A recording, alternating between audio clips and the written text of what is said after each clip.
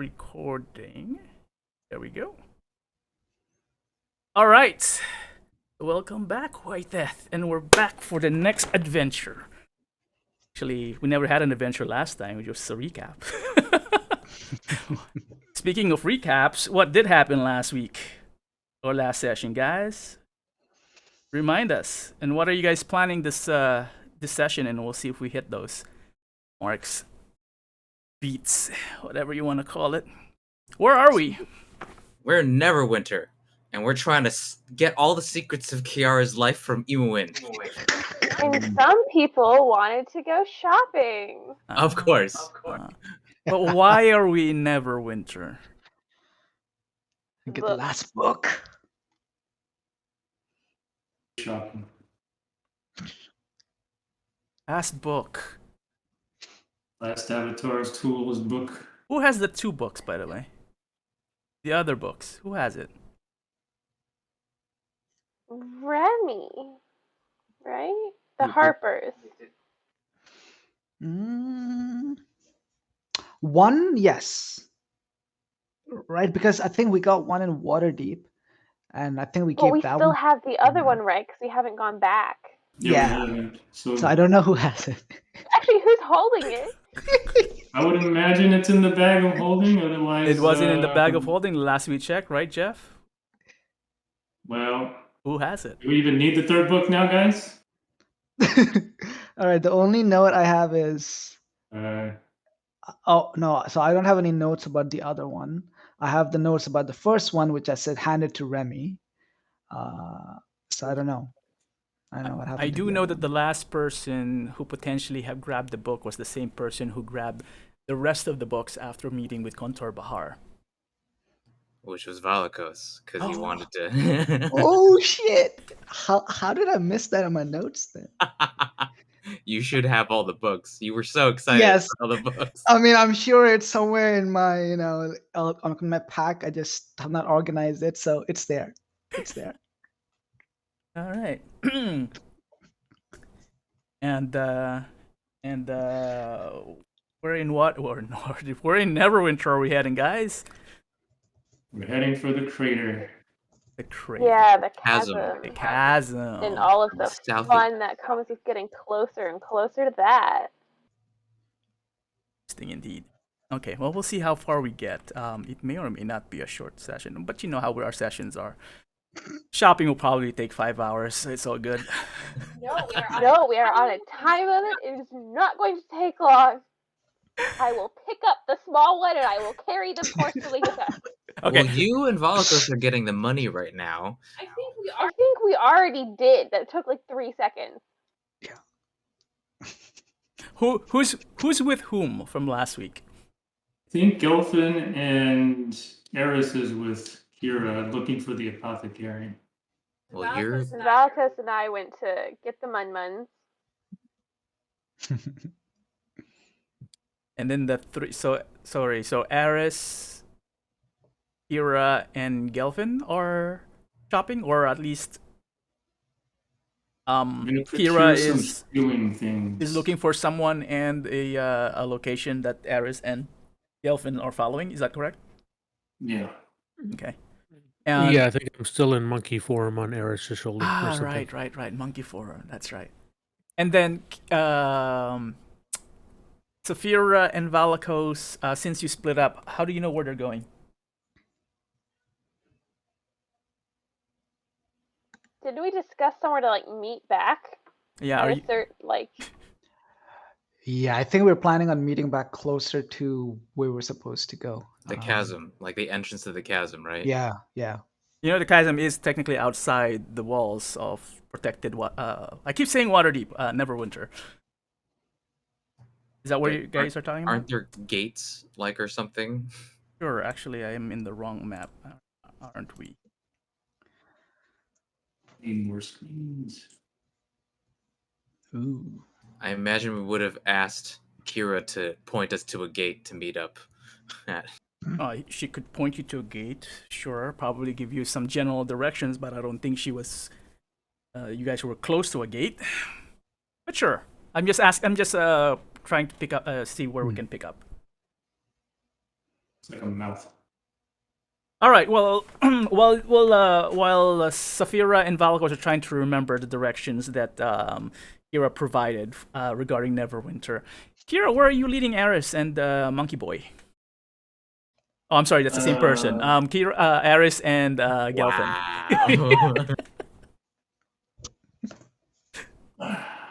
Oh damn, where'd it go? There. That is the last time she recalls, or that's where she recalls the her apothecary. All right. So describe the place and why are you headed there? Well, the place is in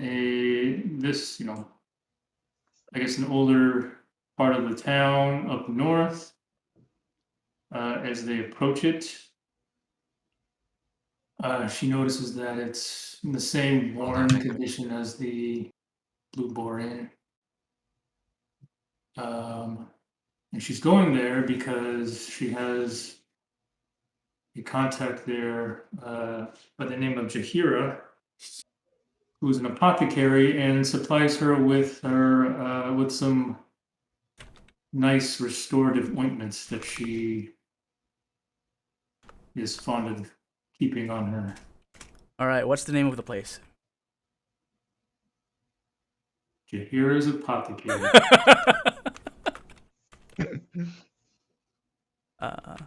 Nelson might remember. I have Yeah, it's her place, so everything is free. You don't have to pay any money for it. Nelson may remember. I have a hard time pronouncing apothecary. I just did that correctly though, so I'm proud. So now you're not going to say it again this whole session. The weed shop that Kira leads into. Discount on 420. Drug shop. All right, so let's say that your party arrives at Jakira's shop, and you open the door. Dilapidated as it is, it seems to still be in business for what it's worth. As you enter the light here, it's kind of dark inside the shop, and it looks quite familiar. There's a few candles along the desk. How big is this place? It's not terribly big. Probably the size of like a small conference room. Oh, that's pretty small. Okay. And yeah, a familiar face greets you behind the small desk there. How would you describe Jakira? She is half elven. Looks. I mean, it's kind of hard to tell, like age with elves and half elves, but she looks probably about middle aged. Definitely can tell she's a laborer. You know, her hands are workers' hands. She's got a commoner's clothing, and in terms of greeting, I would say she is reserved. And so, like, as we came in, she didn't even bother to greet us. Does she remember you? Let's see. She probably does, but at the moment she is busy with a mortar and pestle, trying to make some more of her ointment. And just to double check, so I don't step on your toes here, you don't. Do you have Jakira's background in Kira's document or not? No, I just okay. mentioned that, Okay. Cool. That's all I needed to know. Just making sure that I didn't overlook any of my notes. All right, a blank slate she is.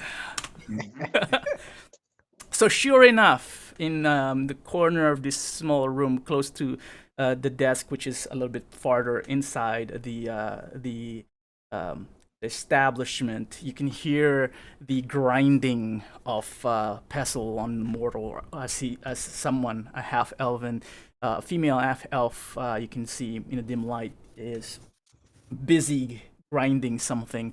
And she would pause for a second, sniffs at it, and then goes back to work. Seems to be pretty oblivious that the door is now currently open with two individuals standing there. Kira takes a big whiff, and it's like it brings back memories the last time she was here. Eris takes a big whiff. Is like, oh, what is that? Oh, it's the smell of healing, my friend. Oh, that's why I like doing damage. The female suddenly sits up and pauses for a second, as if she heard something. She's not actually have her back towards you, but kind of like the profile you can see. So you can see her side, her profile, and she just shrugs and then goes back to like putting something back in the mortar, and then she starts squishing again. And then he actually grabs something liquid and just starts drinking it, and sighs back. He goes back to work. Kira will say aloud, I see you haven't changed a bit, Tahira. Oh! She suddenly jumps up and looks around. Oh, customers! I'm not used to having a lot of customers at this time of day. How do you know? You look quite familiar. Have we met before? Well, you don't come very often, but when I do, I've always make sure to stop by Tahira. She Sure you remember Kira? squints at you. I know a lot of Kira in my time here in Neverwinter. You're the one that hangs... let's just say no. What can I do for you and your... sorry, I almost called her your child. Obviously, she's a halfling. Anyway, what can I do for the two of you? And she kind of like wipes her hand on her clothes, puts whatever she's working on under the desk, and looks around. Three of us, I say. We have a monkey. Yeah. Just make sure that your pet doesn't touch any of my herbs. They're kind of hard to gather. Oh, at least she can, or it can. You have to pay for it, though. I'll just whisper to Gelfin, it's poison anyway. Monkey Gelfin will squint at you angrily. As a druid, Gelfin, you would know that a lot of these hanging herbs and whatnot are actually quite medicinal.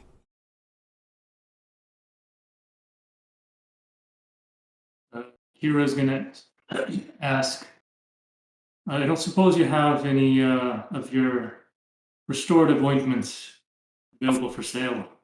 We seem to be running low on supply, and I would like to buy some. Oh, you and the whole army, and I literally mean the whole army. They've been passing by in all the herbal shops lately. I'm pretty sure you all know what's going on in the world today. They have a mandate.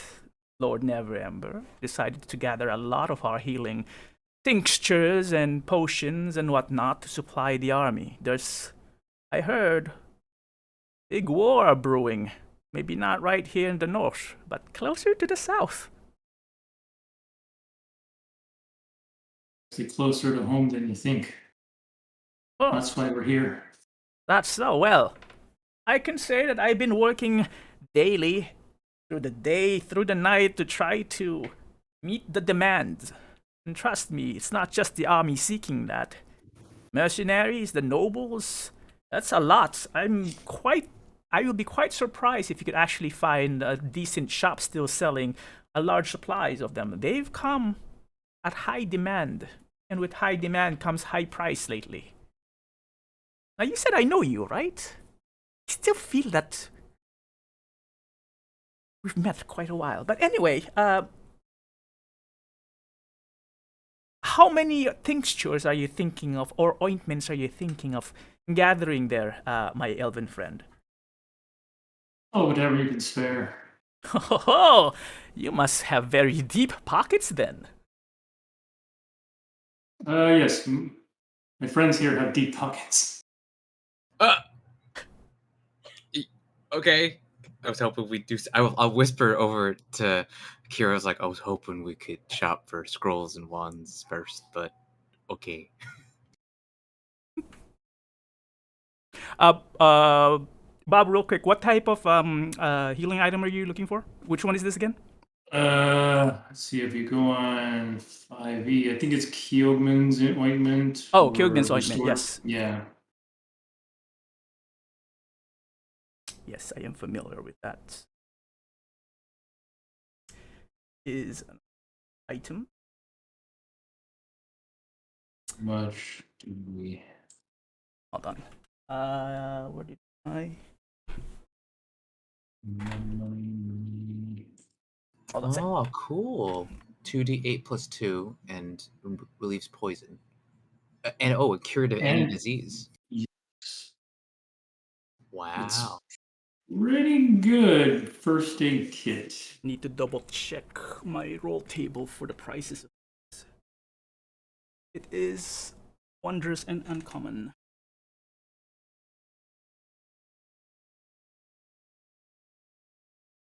Uh-oh. I don't like that. It's like 2,000 gold. I was like, okay, then nice knowing you, Chihira. Let's come back tonight and steal.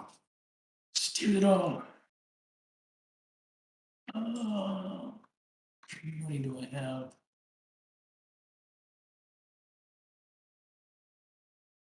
Okay, so, you know, more than 8 platinum. Nice.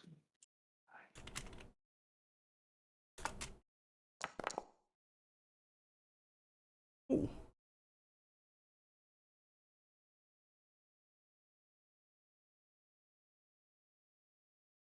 That is correct. It went low.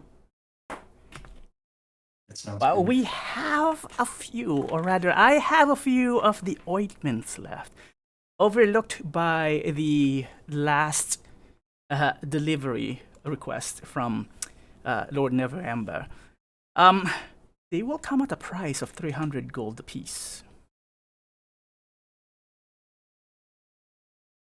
I'll look at Kira and just like with my eyes be like, can you knock that down a little bit? 300. That's twice what I paid last time I was here. But I understand it's a war. That's what I And we're heard. actually fighting in that war, if that would help, bring the price down a little. Oh no, that probably should charge you more because you may never come back. But we're paying you up front. Well, that's why it's called. That's why it's 300 gold pieces. You're paying it up front. Well, guess it's been that long since I've come back. Oh, Enough convince for me one. here. Convince me here, Lady Kira, as you introduced yourself. When and where did we meet? Well, I've been coming to your. A lot of people come and go in this shop of mine throughout the many years I've been here in Neverwinter. And you know, herbs and medicinal things are always in demand. Or always in season, per se. Yes, my shack probably doesn't reflect as much of the wealth that I've gained. And to be honest, it hasn't been that many, but I've been happy doing my work here. But you're just one of the many faces. Now, was there a significant event or thing that you recollected could help jog my memory? Well, Unless you're just a regular paying customer, in which case I have many of those. the last time I was here was probably. Well, it's probably good 10, 20 years. So not that long then. Well, we understand. With elves, it's a blink of an eye. And you are an elf, aren't you? That's what I'm saying. It feels like yesterday, but it's been quite some time. Exactly. I would think that I would recall, but I don't. Well, So what happened in Perhaps. that last 10 years? What have you been up to? Who the hell are you? I've been up to, well, I've been up to the spine of the world looking for clues on the dragon cults. And I've joined up with the White Death most recently. Who? The White Death, you know, the two, the monkey and the, well, he's not really part of the White. Well, maybe he's part of the White Death. I don't know. You don't I even know just who joined you. recently. Um. Well, it's a new group, all right. I don't know exactly who. We don't have a membership club in these things. You know, I usually work alone, but you know, because of the dragons, here I am. At this point, she lazily just grabs one of the leaves hanging on one of the walls and just pulls one and starts sniffing it and then starts rolling it. Keep going.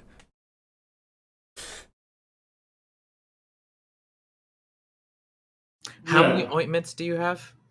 How much can you afford?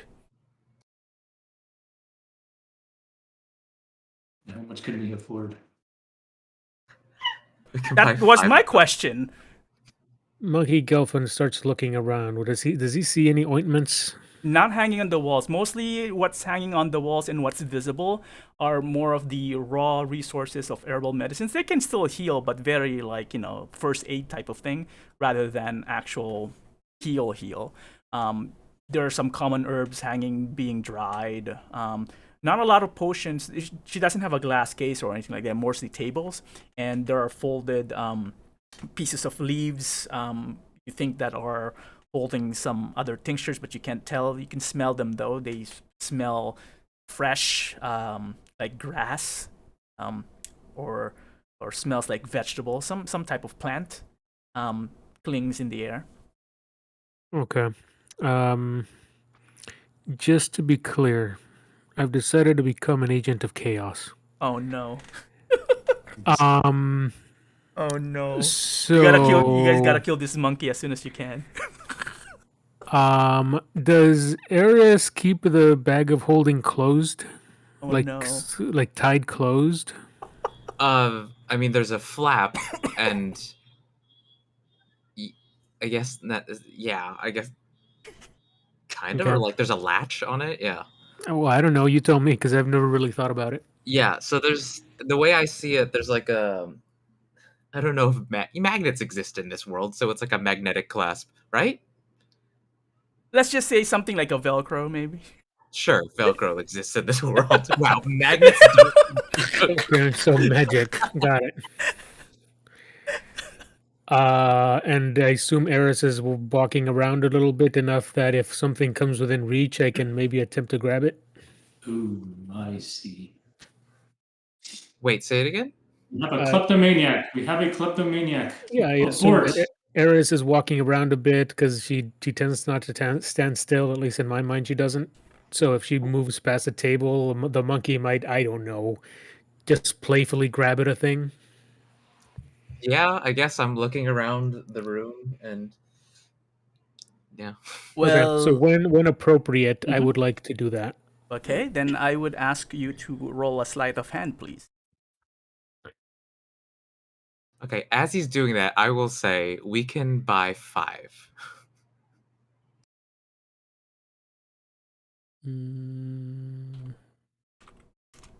Oh, there it is. Sleight of hand.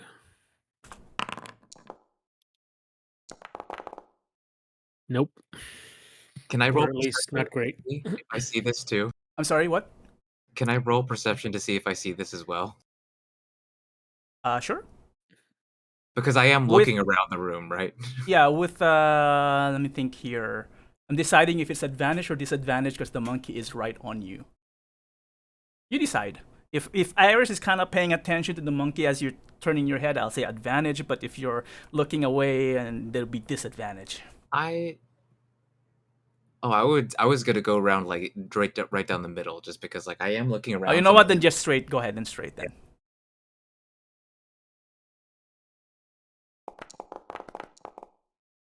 Nope. Wow. All right. So, well, Akira, did you want to add anything else while you're talking to Shakira? Because then Aris has slightly wandered off and looking around.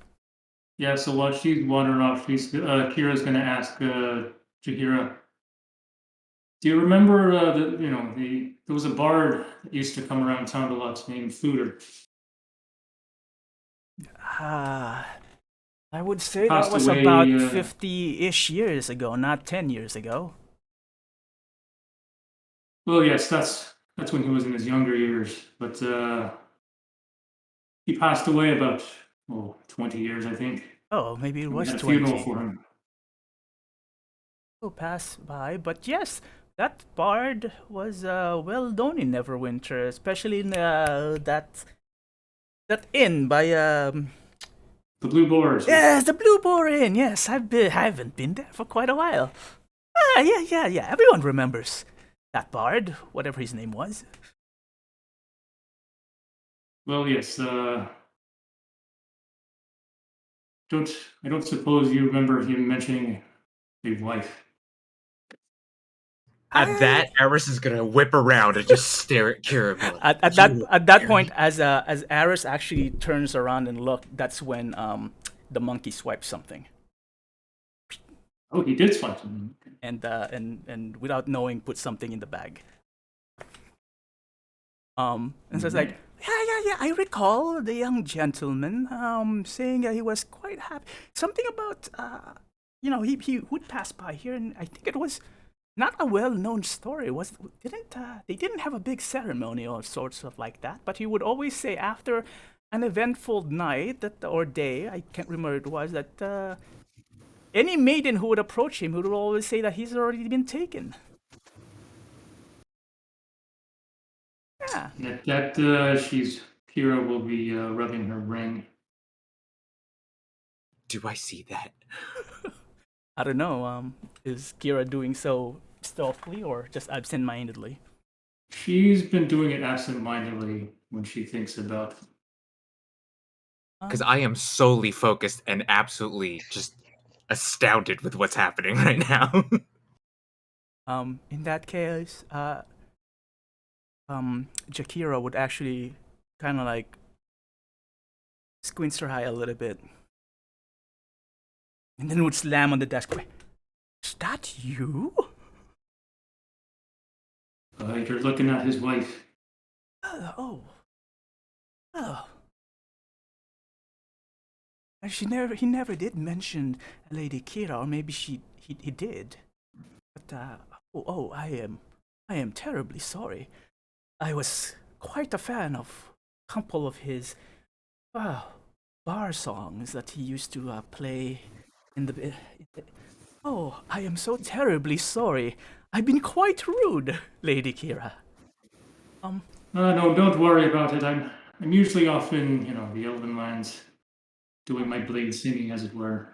Well, I'm pretty sure if he were still around, he would be quite happy that you came back to Neverwinter. Yeah, I was hoping I would have time to go pay my respects, but You should. Nothing should be more important than that. Yes, well, maybe after we get this business taken care of, and come back and. Well, you know what? Did I mention it was 300 gold pieces? I really meant it was only 175. Oh, well, I guess I'll be buying 10 now. Well, apparently I have 10. Well, look at the coincidence, the destiny has brought us together and made us realize that we can help each other. So, well, here you are.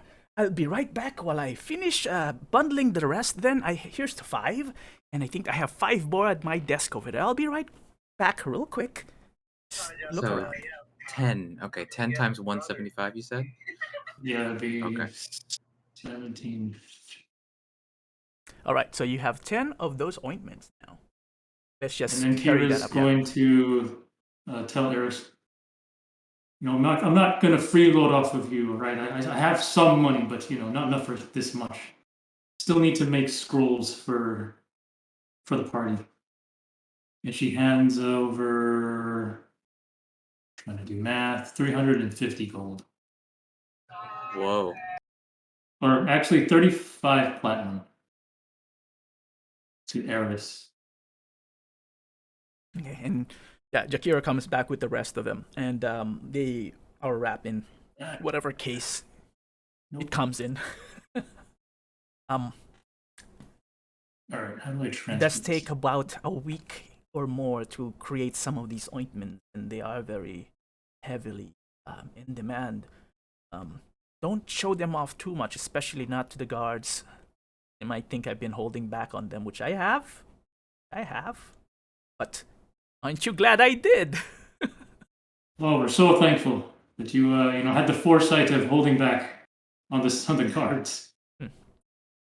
Well, I hope you, wherever you're going, find your way back to, forgot his name. I'm gonna butcher his name. Pronunciation.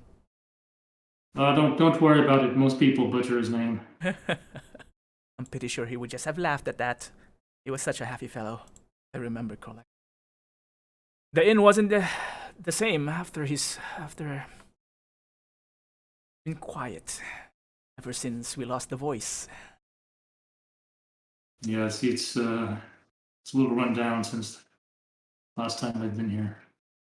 And Not as many people visiting. indeed, they tried to hire more bards since then. No one could compare. None actually stayed either, so I haven't been back to the inn like I mentioned decades. I passed probably by a couple of times just outside, but never went in. I don't even know who owns it anymore. But regardless, I hope whatever business you're trying to accomplish, you're putting more priority on that than visiting the grave, you make it back safely. I intend to. And is that halfling and that monkey is with you as well? Is I'm starting to notice that monkey is pawing a lot of my wares. You may wanna hold that, rein them back in. Hey, stop it! The monkey makes monkey sounds. Jeff, are you talking because I can't hear you? Sorry, I'm like no. Okay. someone called me real quick and I'm trying to. Okay, because I just saw you're talking. I thought you were talking. Okay, never mind. So good. All right. Is there anything else I can help you with then? Not that I have That will much be all more. for. Well, I guess if you have anything else that you think might be helpful, we're heading over to the chasm. Wait, what about shopping? Well, did you need something else, Eric? Yeah, like wands and scrolls and rods. I I don't know how much money we have left now after that ointment stuff. By the way, should I just type the ointment in? Yeah, so I paid for Kira paid for 350 of the 1750. Oh, actually, let me see if there is an item already. Should be less than the original price. For 5. Inventory. There's 2 more. Who wants to hold it? Well, you can take your 2 and then I can hold the other 8, right? Right. And at that, do you start noticing Gelfin putting stuff in your bag? Would I notice at all that he added anything? Nope. Not with that Yeah. perception. I'm putting 2 in your inventory, Kira. Sweet. And Aris, I'm putting the other 8. Let me update me notes here. It's in your inventory now.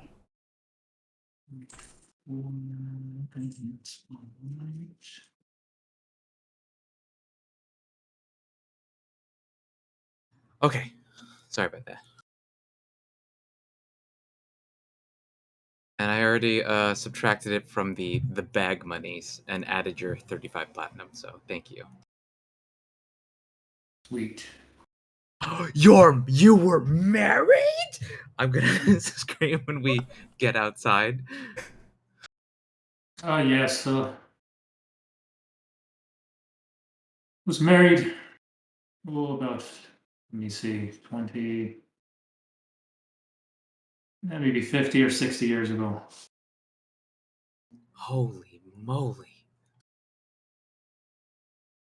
How are you doing? I know it's been a while, but like, I'm sorry? Yeah, I'm sorry. Well, it's not something that I forget about. Try not to think about it too much, but that's probably why I don't visit very often. Well, Cal, I'm not gonna say anything to anybody. Don't worry about having to talk about it. Eric's totally gonna tell everybody.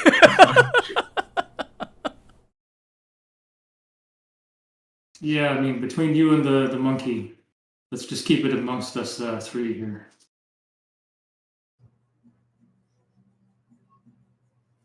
Actually, I pocket that fake key and put it back in my pocket. The what? I did the, Oh. but I actually put that fake key, even though it's fake, in my pocket.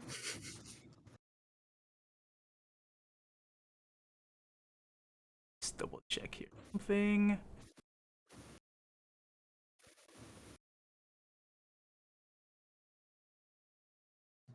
But yeah, I just wanted to just do a quick drop through. If you have any more of that, in magic of knowing the people around this town, that'd be super helpful. Cause don't have too much money now. Most of it's in the bank. Well, I don't.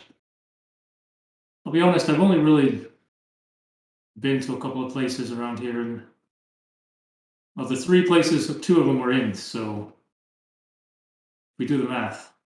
Right. Cool.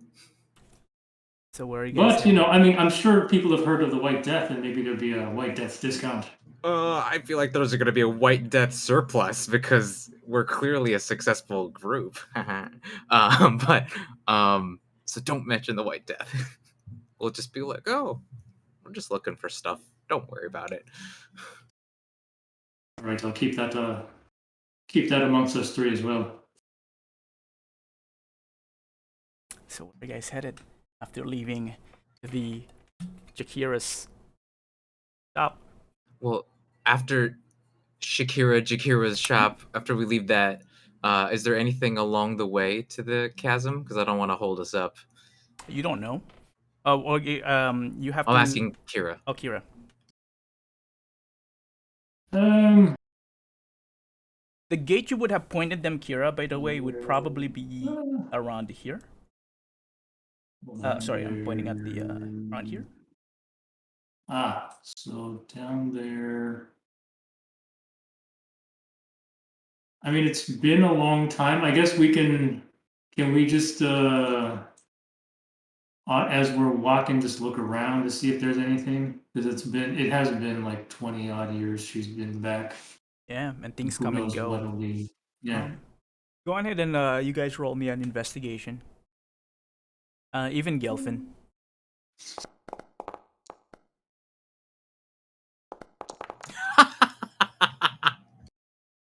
Oh damn! I didn't realize I had a +8. Obviously, Aris and Gelfin probably don't know the area as well. But Kira, you walk around and some nondescript buildings you realize are what are you looking for? Because it is what it is. It is what it is you're looking for. Wands Road. Oh no! Not what Aris is looking for. What Kira is looking for. Kira's gonna be looking for. Gotta roll better than that, Aris, if you want to find what you're looking for. She's gonna look for like a magic shop. Hi. Okay. So you pass by you're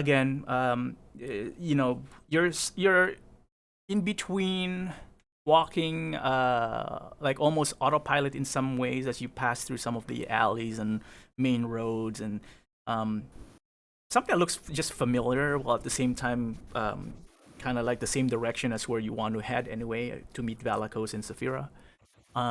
And you, as you walk by some of the buildings, you think back of like, oh, that it didn't look like that before, and you just basically notice like the passage of time, how things have changed since you were last in Neverwinter.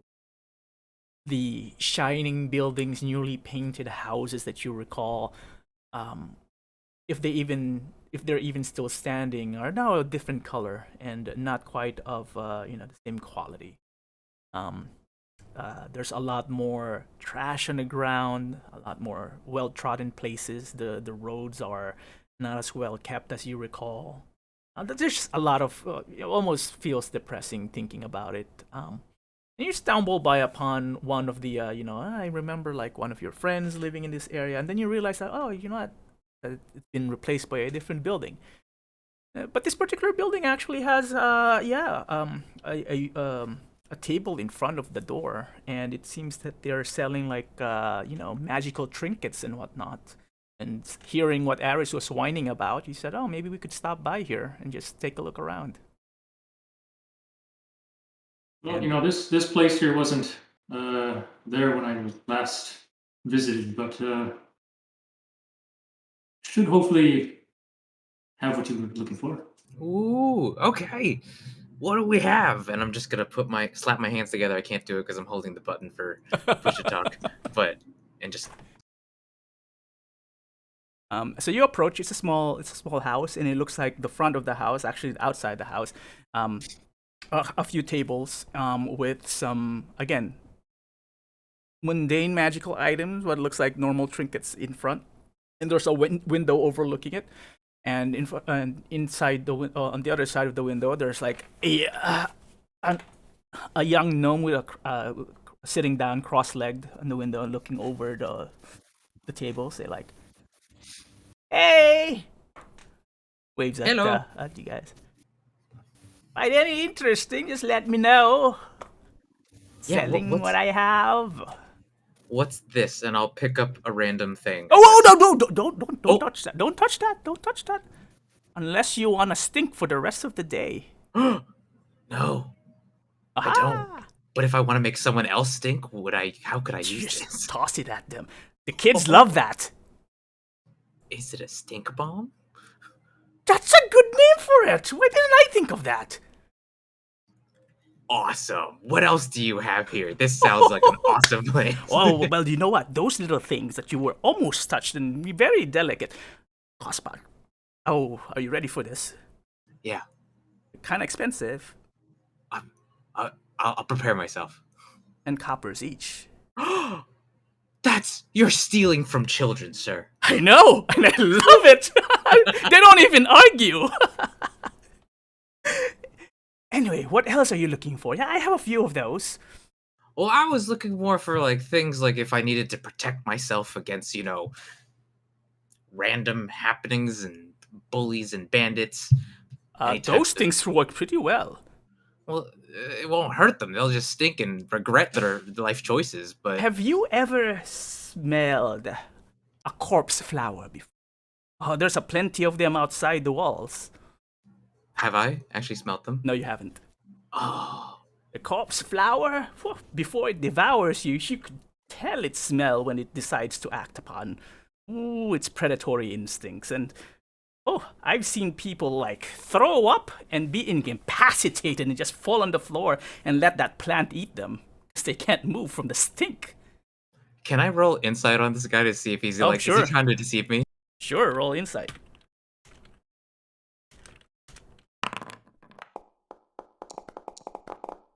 Ooh, that's a nice one.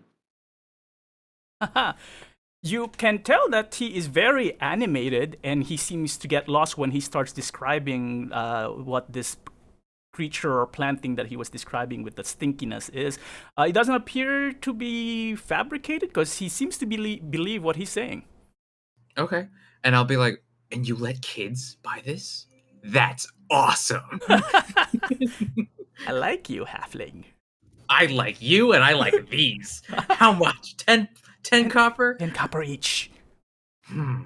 I'll be careful how you keep them, though. I wouldn't just put them in a bag and just have them jingle around, because once they seep through and explode in there, you'd probably want to throw whatever you're wearing out. And even then, probably not gonna help you. Touch your skin and ooh, I don't care if you're a repeated customer, I'll be sending you away. Well, do you have anything I can use to hold them? Oh yeah, they cost 20 gold each. It's a box. What? Gotcha. I'll just put them in a bag. Up to you. All right, but you don't have anything else other than this? Is there more stuff? Something to defend yourself. How do you define that, really? Against what? I don't know. Well, there's been lots of crazy stuff happening with the dragon cult. So what happens if I come across one of them? I'll tell you what. I sell a lot of things. But I never really thought I would be encountering any of the dragon cults. Especially not here in Neverwinter. I never actually thought of anything defending against them. I mean, what do you usually do? Don't you just, like, throw a fist instead, or, like, jab them with a knife? Yeah, I was hoping you had stuff that can have a little more bang than a fist or... Oh, just a knife. bang, you say? Yes! Not quite as magical. He would uncross his legs and jumps off the window. And he's actually shorter than you, Aris. And idles towards you. I have a few of those black powder. Oh, yeah! Did you make bombs? I'm gonna whisper back. Did you make bombs? Keep your mouth Okay, shut. okay. I don't know you. You don't know me. What if I say that you have black powder and shouting out to the guards, guards, yeah, halfling has a black powder. Would you like that? Huh? Would you like that? No, I do. Yeah, exactly. Shh. I don't have a plenty. I have some. And the sailors that went from the port came from Waterdeep. No. From Baldur's Gate, they said. I don't know. Quite expensive, though. I could probably spare a few of them. Few bottles. I heard they kind of make a good explosion of sorts. Some say even matches that of like what the sorcerers call those things, or magical thing. Those like fireball blamos. Yeah. That ball of fire thing. Yeah, Not quite. hellfires. Yeah. That's smaller radius though, but and not quite the same damage, but pretty well. I haven't actually tried it myself. I was gonna toss one bottle out to the chasm, but you never catch me outside the walls, at least not that direction. But I could spare a couple, perhaps, if the price is right. Whoa.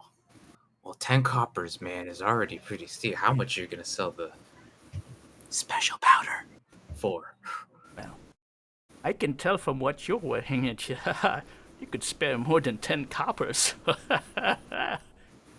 This is just... I just borrowed this off of my elven friend here. I know what the dragon vest looks like. And pokes you on your vest. Whoa. It's no dragon, it's dragon. Feels scaly, leathery. Only dragon skin can do that.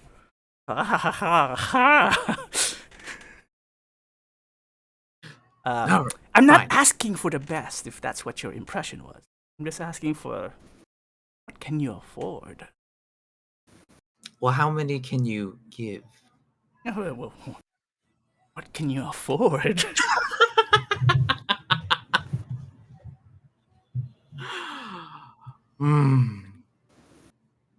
How does... The monkey is poking around your bag again. Can I notice this at all? Monkey, are you trying to grab stuff from the table? Is this guy's back turned from the table? No. You guys are talking in front, and the table's to the side. So you're kind of like face in front. You're on the shoulder, and then the table is to your left. Okay. And Kira, I guess Kira's just standing there watching or looking around as well. She's sort of absent-mindedly staring at the.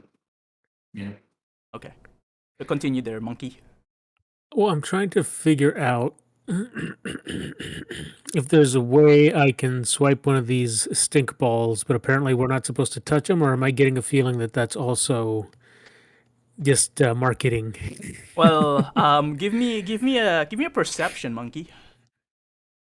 Okay. Perception. All right. You can tell that there are a number of them bottles like in a row and in neat, organized rows and columns. Some of them would they're probably a good size for them. But this big. Okay, so tiny, they're like they're small. little vials. Yeah, little vials, exactly.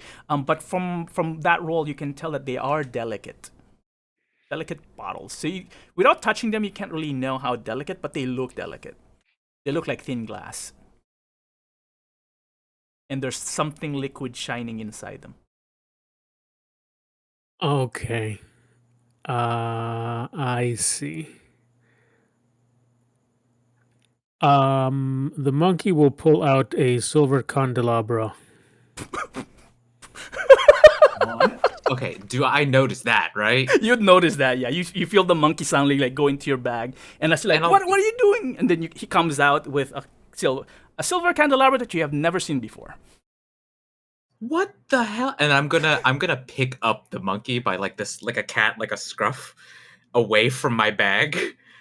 And do I have to do like a strength check or animal handling or? No, well, it's not really He a weighs monkey. the size of a monkey. Okay. I think I weigh whatever the monkey weighs. Okay, and I'll be like, what? Where did? And I'm gonna like realize that is not mine. Are you?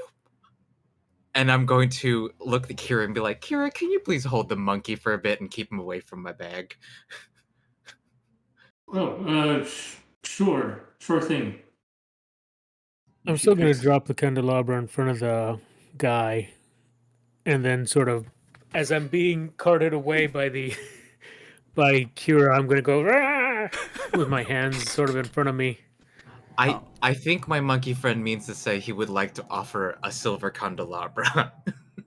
I have money as well, but if this silver candelabra would mean anything to you.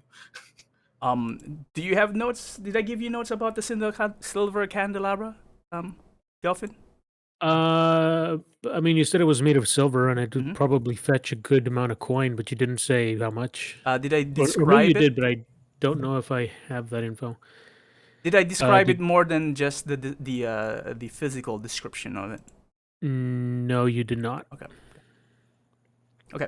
I believe this is the silver candelabra with the motif of the mermaid thing. Is that correct? Oh, Does it's it a sound familiar? special?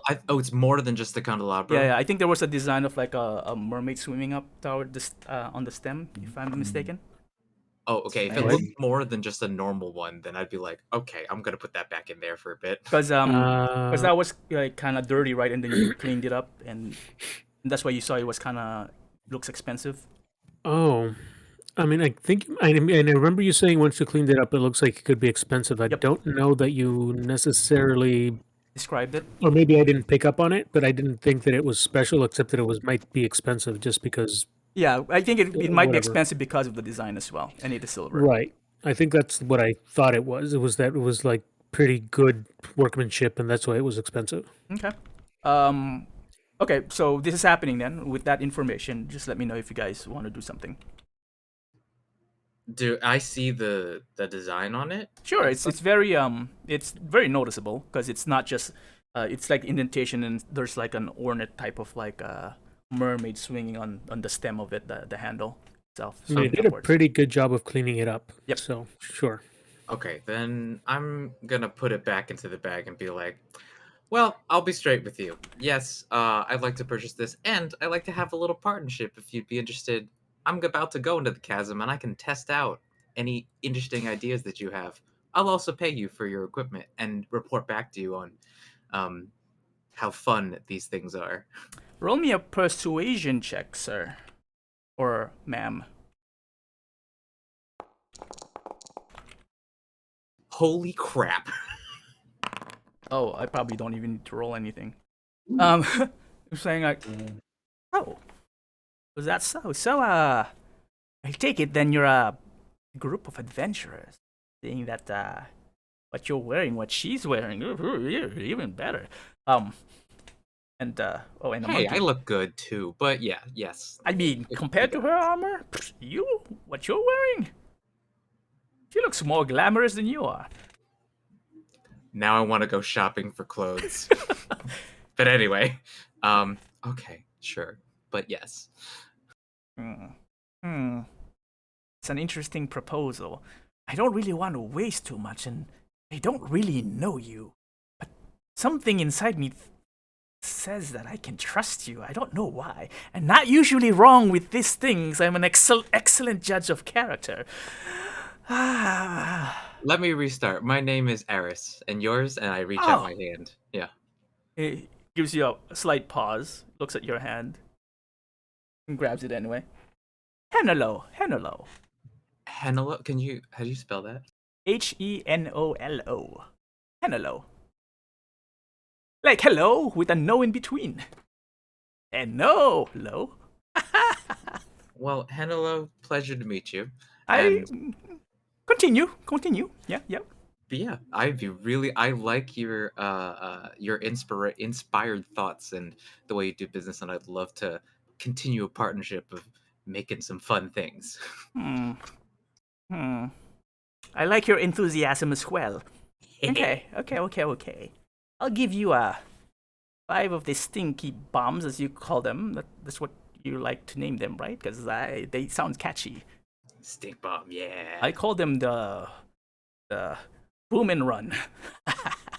Because if you eat too much, you also you make your own boom and you gotta run and runs. But anyway, it's not as catchy as your stinky bombs. But yes. So here's how many did I say I was gonna give you?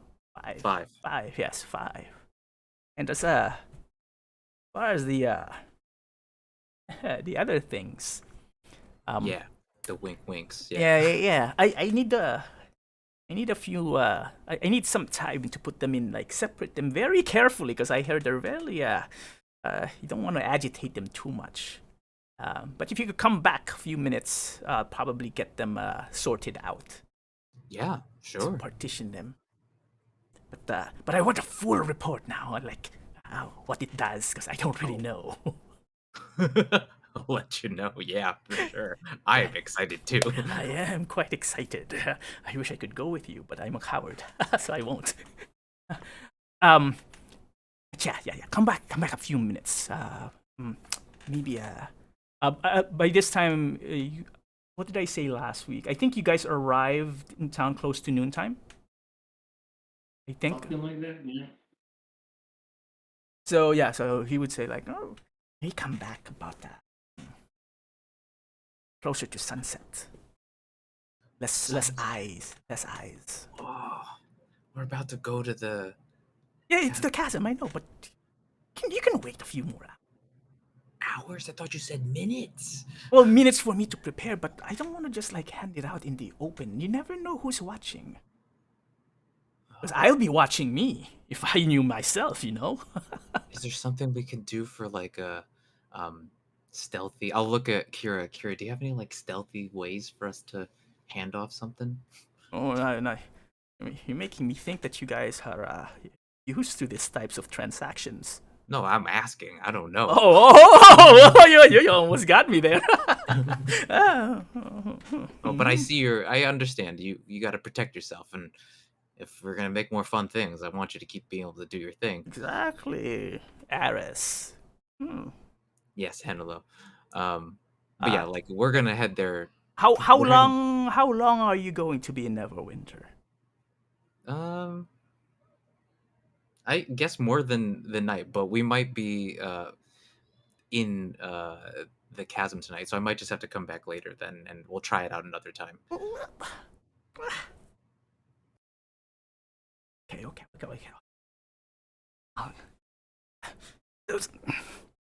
Stay right there. And he runs back into the house. And you hear some clanking, something banging inside the room, things falling out. So don't worry, do not peek, Stay out there. I'm okay. Okay, I'm gonna take a step back just in case. So while he's doing that, Saphira and Valakos, where are you at this point? I have no idea. You guys going straight to the gate? Yeah, I think so. I think so. I don't have anything else that I really need to do. Are you dropping off anything anywhere? I don't know if you need to or need to. I'm just asking. Or even looking for anything specific. I am not obsessed with shopping, so I'm good. It's okay. No preparation for Saphira. Shop though, that's okay. Valakos, anything you need to prepare for? No. Components that you may need? Nope, I have the diamonds.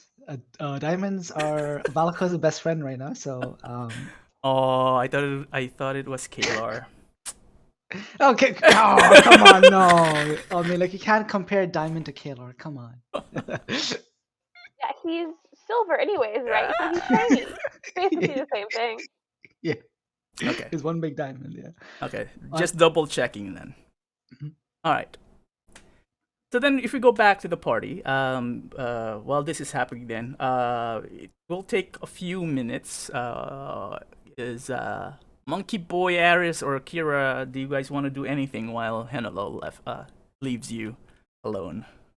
I think Kira's just spending all her attention just trying to keep Gelfin from being an agent of chaos. As well, you don't know he's an agent of chaos because he hasn't really acted upon it where you catch him. So, well, I'm about to confront that right now. I'm gonna walk up to Gelf and be like, pull out the candelabras, like, where did you get this? Why is it in my bag? Am I within reach of these stinky bombs? He said he'd give them to me. I don't know if he gave them to me yet. He would have given you the 5 at least. I would have asked how to carry them carefully. Oh no, he's already inside. Then I would leave them on the table because I don't want to accidentally snap it off on me. I'm trying to reach over to at least one of them. All right. With the intent of actually grabbing one? Yeah. All right. Give me a sleight of hand check, please. Come on, roll well for once. Okay. Oh. You manage to grab one in your hand, and you can feel in your monkey's paw, Gelfin, that if you squeeze this slightly more force than you currently have, that you're currently using just to hold it, it would probably break in your hand. Gelfin, do not. You see the monkey like looking at it. Squeeze that. Well, you don't know that, Aris. It's only what Gelfin can feel it with his monkey's hands. You can see that it's delicate, though. But I was told it was delicate in the beginning, too. It's like, don't squeeze it unless you want to smell like poop or corpse flour. Or like that stuff back in Shakira's room. Did you say Shakira? Yes, that's what it sounded like to me.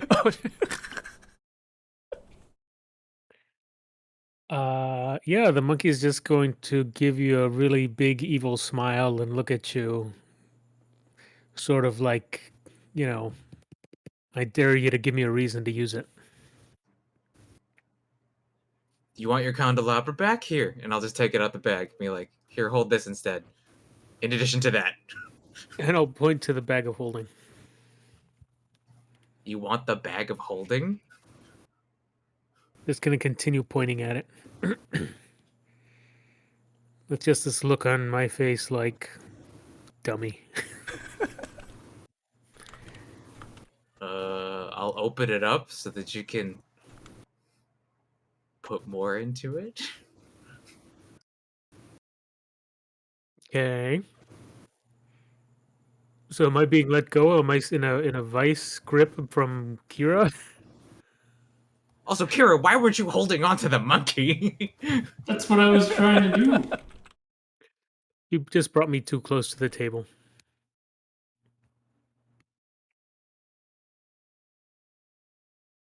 And at that, she sees the two of you are reacquainted. She's gonna drop Gelfin gently on the ground and walk outside. Dude, no! I need help! You guys, Hmm? Then carefully, can I pick up like 2 more and stuff them in the bag? so you have one in your hand. Did you say you put it in the bag of holding, or did Ares stop you? Not yet. She did. Eris said that she opened the bag. Yeah, Okay. I opened the bag. So you still have Put one in that your to- hand, and you're gonna grab 2 more with your other hand. Yes. Okay, roll me 2 more stealth. Not stealth, sleight of hand. Stealth? Okay. No. I'm gonna, and I'll be like, can I see that and be like, okay, do you want them? I'll get them for you. And then I know he's gonna give me 5 anyway, so I'm just gonna be like, I took them already. But I'm not saying that to Gelfin. No! Oh my god! Grab one, and then the next one. Oh. No, wow.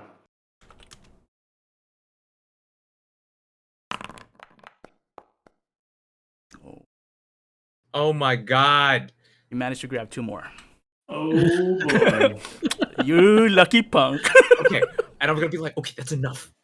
And I'm gonna grab him again and be like, Kira, I'm gonna take him out the shop and be like, Kira, hold on. If he's handling stink bombs, we don't need to lose our stealth and we're walking into the chasm. It's like she's gonna say, okay, well, you know what? I'll tell you what. He doesn't have any stink bombs on him right now, right? No, Let we him put him in watch my us now. bag, so thankfully they're safe in that subspace. All right. Do you know where the gate is? Uh, And she's gonna point in the directions. Like, I'll meet you there with the rest. That'll take get you Gelfin up. with you. All right. And at that, she dimensions door to the gate. Holy shit! Fair enough, but let me just set this. You just left with the sound of a monkey screeching really loudly. So Enelo comes back with all the without even realizing all the commotion. Comes back with a rope dangling. On each side of the rope are 2 vials, and they seem to be filled with, at least halfway filled with, appears to be like pepper, coarse pepper. Whoa, okay, awesome. And it's swinging. He's like, "Don't do this," and he like mimics like, okay. "Don't do that."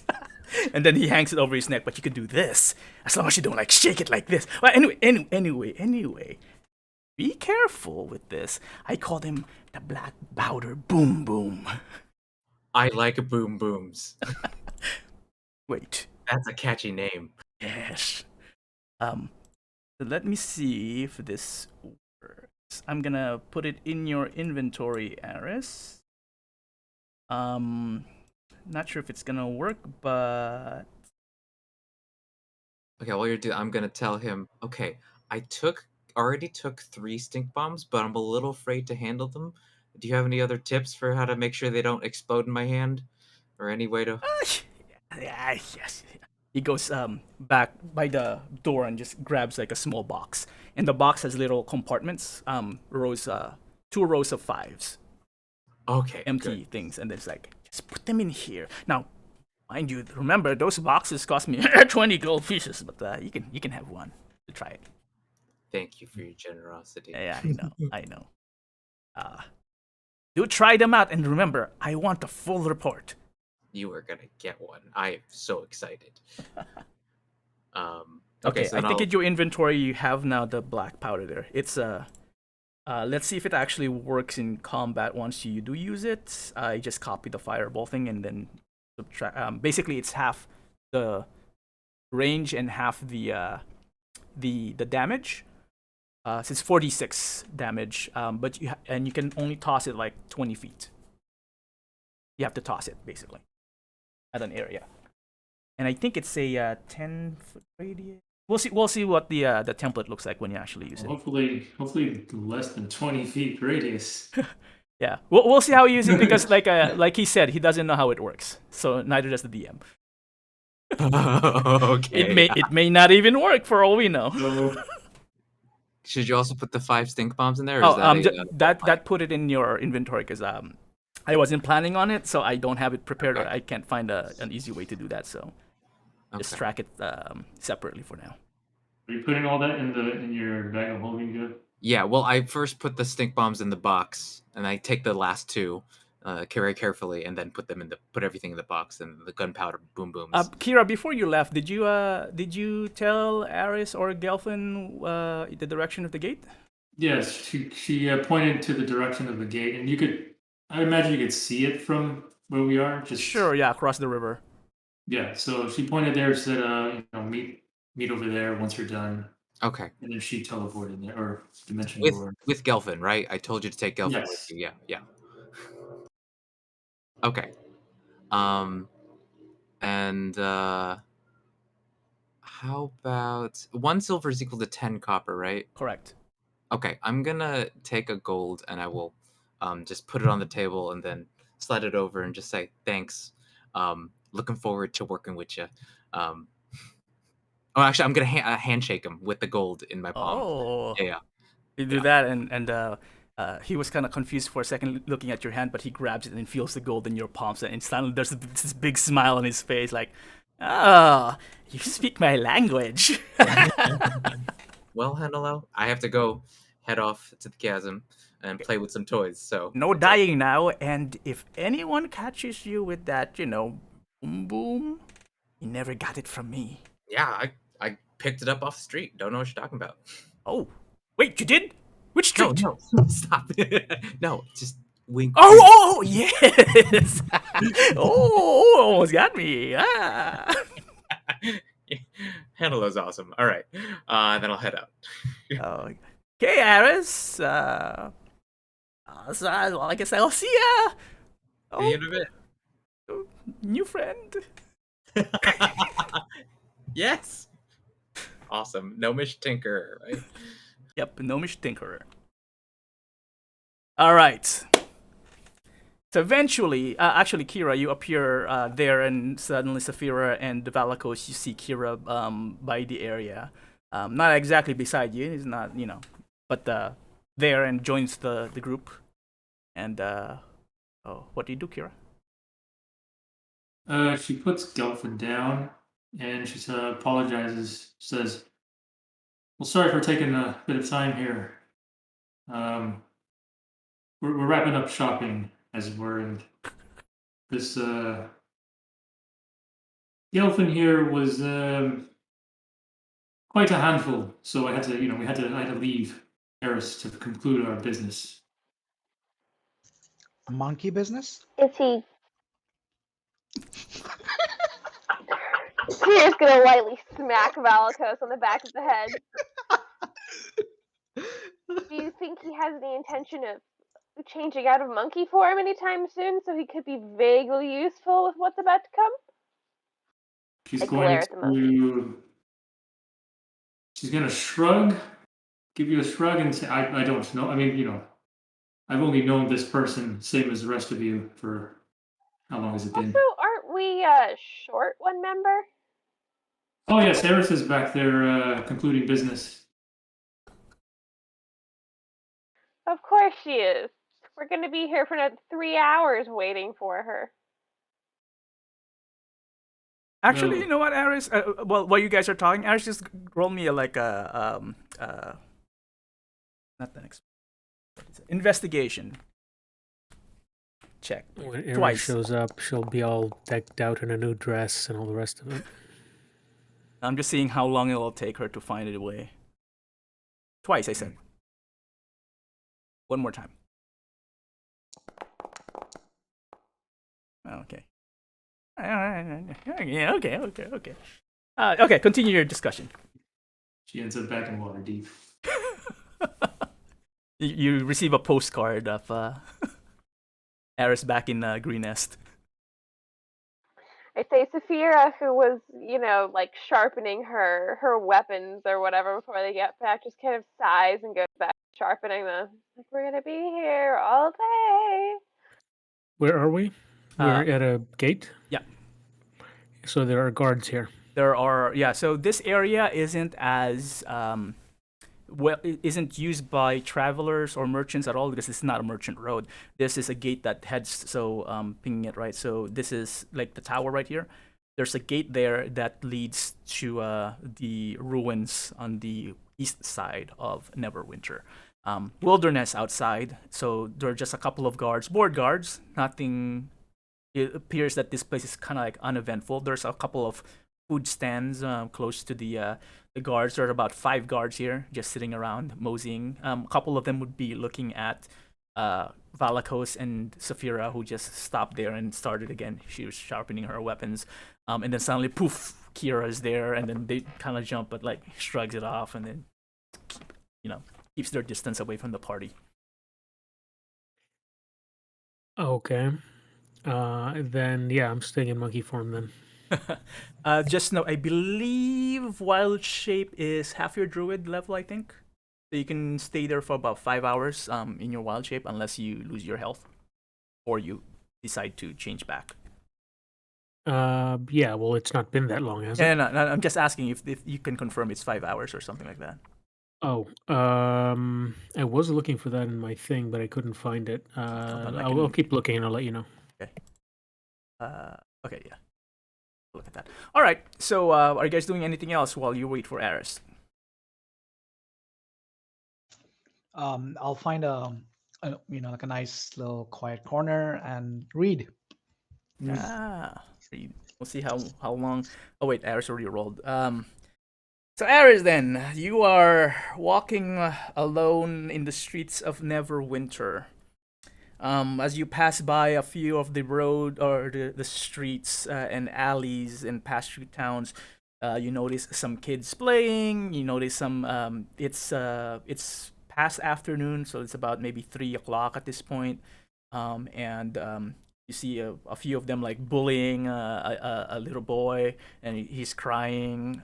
You pass by some people coming back with baskets of vegetables. I'm gonna memorize those kids' faces that were bullying the kid, but I'm not gonna do anything about it now. Okay, all right. There were like 7 kids bullying one appears to be a younger boy. All of them are human. They don't pay attention to you because they're busy bullying the boy, and the boy's too busy crying, not so they don't notice you. You pass by a couple of people again carrying baskets of vegetables, going the opposite direction. You turn around and you see like dogs and cats running in the streets, and you see an old person running after the dog with a cane. No idea what that's happening over there. And you manage to cross the bridge, and eventually it'll take you about a good 30-ish minutes per se, more or less, by the time you get to what you think is the gate. But as luck would have it, yeah, you do find it, and the second time you the 11 was in the middle, and then 18 was pretty good. So yeah, you make it on about 30 minutes or so. And so Valkos, you can scratch off another 30 minutes of your review or studying. Sounds good. And for the record, yeah, it's half my level in hours, so 5 hours. 5 hours, awesome. I don't recall what time you change into a monkey, but it's still good. We'll just do it the speed of the plot. Whenever you want to change it back, you'll change back. Yeah, I mean, it's probably been like an hour or maybe 2 at most because all we did was go shopping. Okay. You were a monkey while you were in the blue boar, right? No, we left. I turned into a monkey before we left, and then we left. Okay, gotcha. Okay, cool enough. So by the time Aris arrives, it's 10 or 20 minutes past 3 p.m. or so, and you gather by the gate. And as you actually approach the gate, now that the party has gathered, the 2 of the guards slowly stand up and say, "Whoa, whoa, whoa!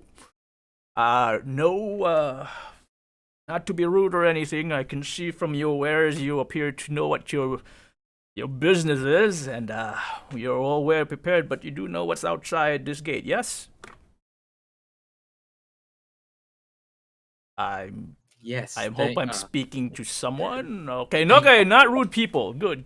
Thank you for your concern. Yeah, we're well prepared.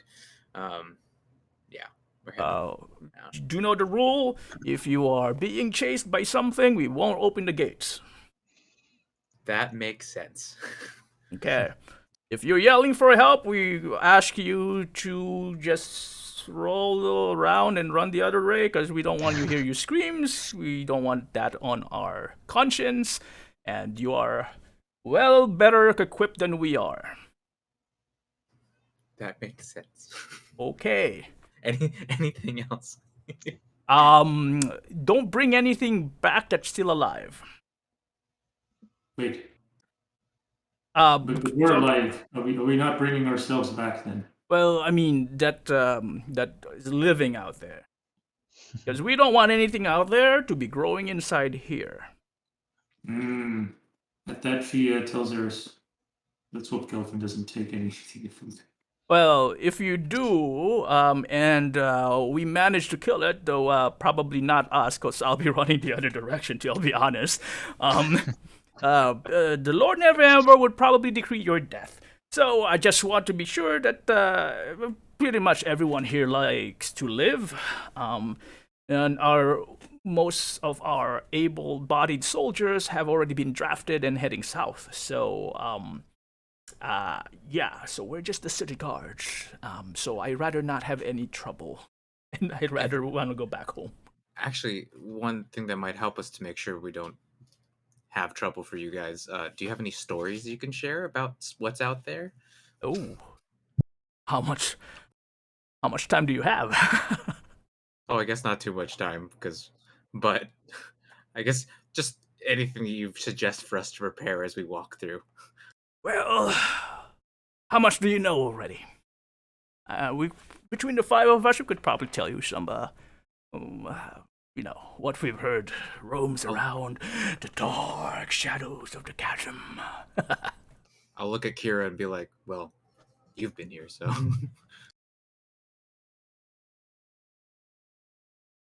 Well, I mean, been 20 years, but I guess what's happened in that time since I've been back here? You've been city guards here for that long? Maybe not as long as 20 years, but stories have been passed down by the guards before me. He did retire and he didn't die, so he probably did something right. The chasm's been here for decades and decades before our time. I'm pretty sure you all heard at least that. Oh yes, we're familiar with the main story of the chasm, but anything that of recent developments that we should be aware of. There's been an uptick of creatures of the night, both aberrations, monstrosities, and undead, roaming around the area. Not too close to the wall, now mind you. Otherwise, I wouldn't have taken this position. They keep to themselves, but as you get closer to the chasm, they're a little bit more active. From corpse flowers to those troll trolls, not normal ones, mind you. Venom trolls and rot trolls. A few gorgons, perhaps. And at night or close to sunset, when the large stirges, bat-like creatures, the gloomstalkers, fly about. You may even, I heard creatures crawl up from the abyss. Nightmarish creatures, like, what do they call them? What do they call them? Long-limbed creatures, the Woe Strider. Yeah. The Woe Striders and some dark fey creatures. Now, I've never seen any of them before. Sometimes kids, being kids, would try to sneak past. Not our gates we watch. From the river, they would swim up. Some intrepid adventurers or beginners try to see if they're prepared to adventure life, would come in, never come back. Sometimes we would send search parties and just find bodies being eaten by plants, bodies coming back to life. Have to kill them again. Try telling that story to their family. They get to die twice. That's why sometimes we just report them missing. But it's interesting though that in the second or third group that came through here now. Well, who were the first or the other two? A big contingent of big what would you call those? Burly. They were human, yeah, but they were big people with crates. They said they were just collecting things to bring back to where did they come from? Luskan? No, I don't know. Whatever ship they came from, they were collecting specimens. They says like, well, you know what you're doing. So they left. They were carrying lots and lots of crates and weird creatures on their raft. What was it? They looked like large lizards. But regardless, they left a day or... that was just yesterday, wasn't it? Yeah, I think it was just yesterday. Do you remember how many there were in each of the groups? None of our business. A few. Also, what I'm hearing is traveling at night is definitely a bad idea in the chasm. Yeah. I mean, it depends on really what you're searching for. Some creatures only come out at night. Now, for those, I don't know, monster hunters perhaps, maybe that is what their intent was. I don't know what your intent is, and no, I'm not asking, so don't tell me. Less I know. Don't even need your names. Less on my shoulders, less on my conscience, like I said. And lastly, more recently, what is it? The Hive of Kruthex had been borrowing lately. We had to kill a couple of them trying to get close to the walls. Kruthex? I don't know. Do I know what that is? You don't know what Kruthex are? Imagine an angry ant. Except the ant the size of a horse. Oh, and it's armored. And it has vicious mouth and teeth. Yeah, that's a Kruthik. But they were enough for you to. They weren't so bad that you could handle them. The ones, yes, there've been a plenty though. They don't usually go towards at least not the northern side of the wall. But yeah, they've been active lately. The small ones are easy enough. I heard that they can grow larger. I wouldn't know what to do if I seen one of the adult ones. Ooh, and he taps the wall. Ooh, good old stone wall. Do you know if they work by scent or something like that? I never asked one. All right, that's fair. You're gonna ask someone? Ask a creature specialist back at the keep. Maybe have some smarter people there. The smartest ones are those who run away. That's what I say. Like you, it's a good idea. Mm-hmm. We're being pretty dumb right now walking in. Now, if you don't come back here in how long are you planning on staying? Just in case, so we know when to get a search party out, because it'd be a shame losing all that equipment. I look at Kira because I have no idea how to tell distance and time in here. You are intending to come back, or are you just passing through? That might be a better question. We're intending to be back, but we're not really sure how long it's going to take. Hopefully not too long, maybe just a day or two. Oh, you're gonna camp out there? Okay. Okay.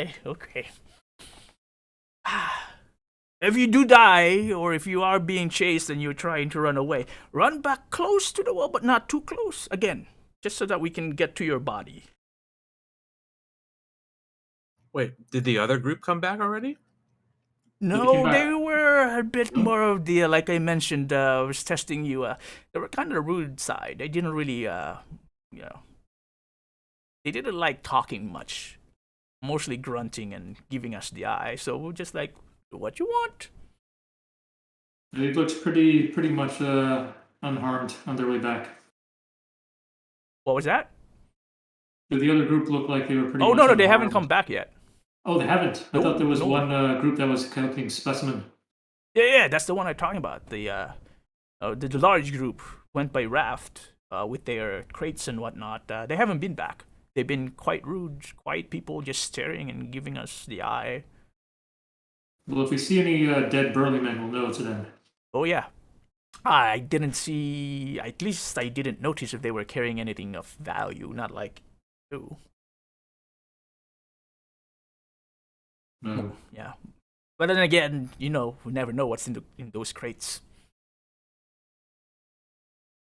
that's true. except for those dog lizards. Crazy Dog things. lizards. What is a dog lizard? Have you ever seen a dog? Yes. Okay, have you ever seen a lizard? Yes. Now combine the two together. A dog lizard. Awesome. Well, do you guys have any other questions? Because thank you so much for all your advice. Yeah, I guess we're good to go. Oh well.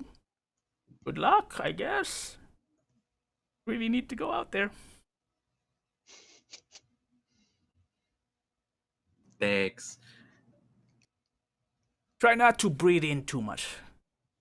Never know when a corpse flower will fart in your face. Oh my gosh. Okay, as we're leaving, I want to hand well, Gelfin's a monkey right now, so I cannot hand him ointment, but I want to give Oh, okay. Saphira and Valakos each 2 of the ointments.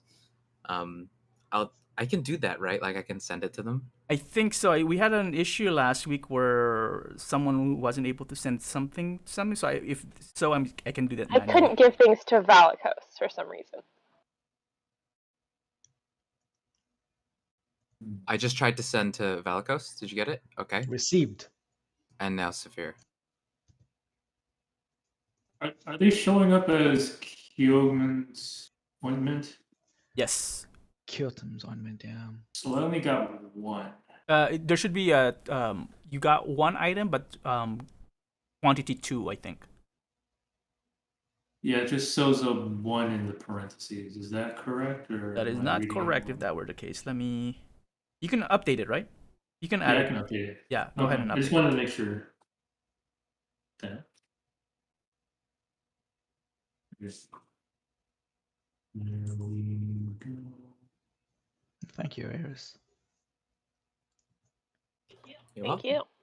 I'm assuming Glad to see your shopping was productive. I also got stink bombs and bomb bombs, but don't say those out loud. Wait. Oh, so don't do what you just did? Yeah. And then yes, and I'll look at Valakos and be like, yeah, you know what? The black Oh, what was that? No, nothing. I farted. That's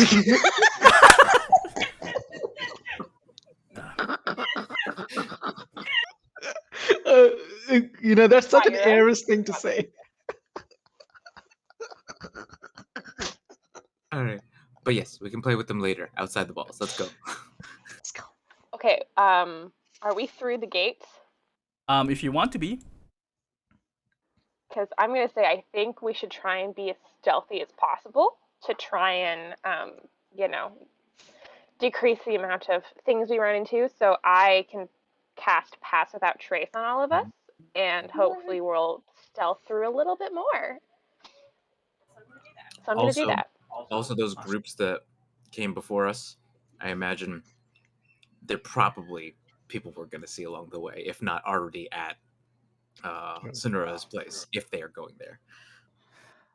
Oh, what time of day is it? It's At like this, sunset, at right? this point, not yet. It's about 3:30ish. 3:30. Yeah, the conversation with the guards didn't take that long. So yeah, before 4 o'clock. Right. I'll cast Death Ward on Saphira and on Ooh. myself.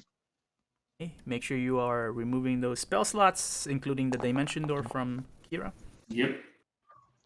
25 stealth for me. Oh wait, oh yeah, we're rolling it right now. Yes, and then it's a plus 10. No, you add 10. You add 10 to whatever you roll. Oh. So it's a stealth roll, right? Yeah, stealth roll. Okay. Situational bonus. I think 22. Is everybody rolling? Yeah. Oh damn, Valkos. 28. Okay, come on, monkey. Don't bring us down. Oh! Come on, damn it. 21. That's not bad. That's not. You have Yes. a lot of stealth. Plus 9. Jesus. Yep. That's Stealthier insane. than I am, and I was supposed to be the stealthy one. Okay, just taking notes. As you exit, Saphira casts spell. Who's leading the party in the wilderness? The monkey. Yeah, Gelfin's going to get on the ground and start walking. He's gonna point. He's Make going to monkey lead sounds. everybody. Okay. Are we following the monkey? Do you know where you're going? I mean, the chasm's pretty large. I think it's safe to follow the monkey for now. Okay. I mean, I've never been to this Sonora's place, so you know. Okay then. So you guys tell me, how are you going to track your way in? So, Gelfin, if you're leading the party, what is driving you forward? Actually, I'm looking just for a space where I don't feel like I'm being watched anymore to turn back into a human. Okay, so a few paces after passing through the walls, the first impression you have of this area is there are still paved streets in front of you, but nature has taken back a lot of the houses and buildings here. Most of them are pretty dilapidated with outgrowth and foliage. It's easy to find a spot where you can hide and revert back to your human form if you wish. Okay. Then You I'll do so? do that. Okay. Yeah. All right, so Gelfin is back to his normal human self.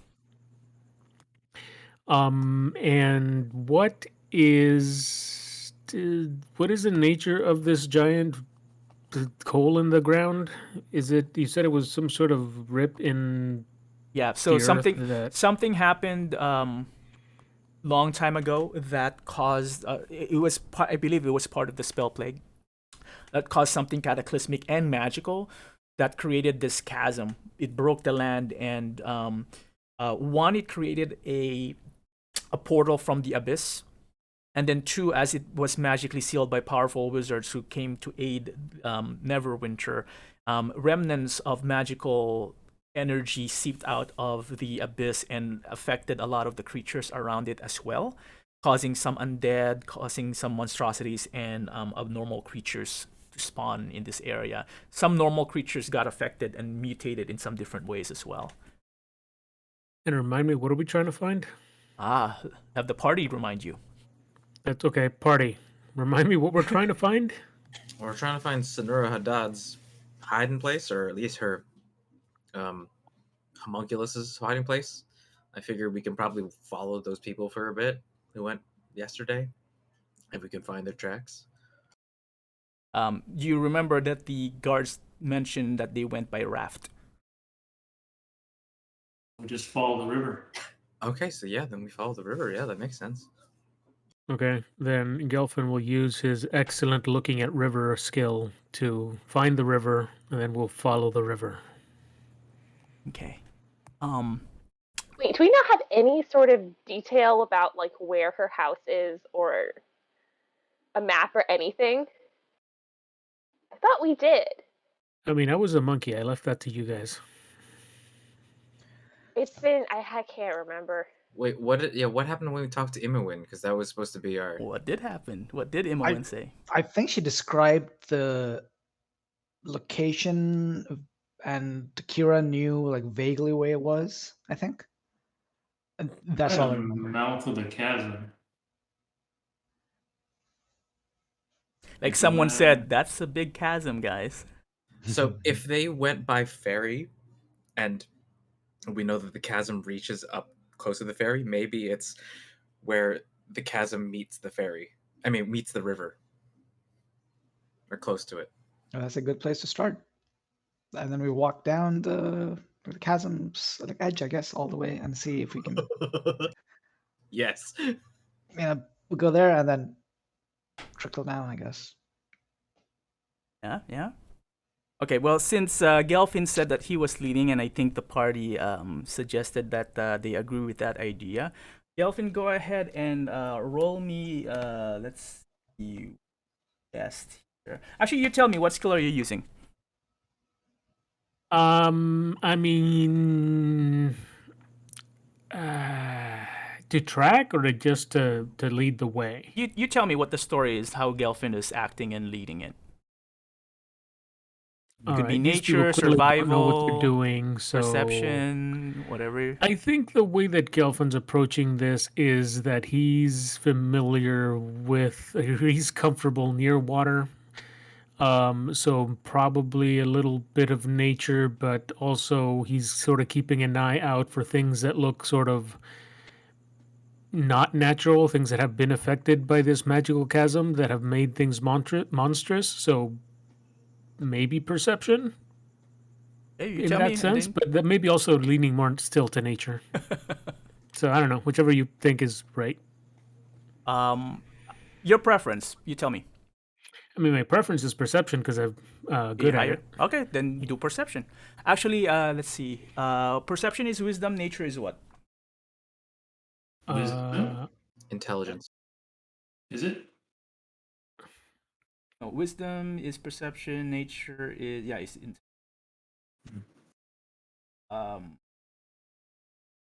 okay. You're rolling nature, but with your wisdom modifier. So basically, just roll perception. Roll wisdom and add your perception modifier. That's what I said. Sorry, what did I say? No. No, you said roll nature, like roll intelligence, but with your perception. So Nice. are you proficient in either nature or perception? I'm proficient in perception. You're proficient. So roll nature with that Yeah. bonus, or Yep, exactly that. what is that bonus? I have to check.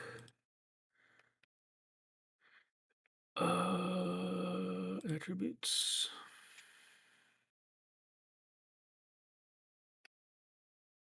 Okay, so roll nature and then add +6.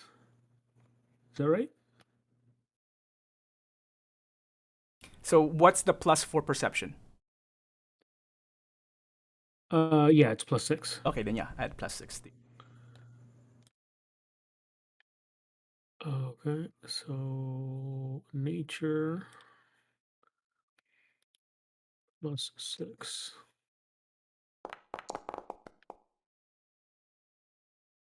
Meh. I am not rolling well.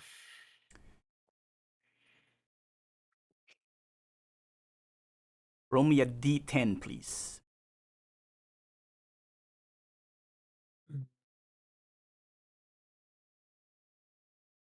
How do I do that again? /R 1d10.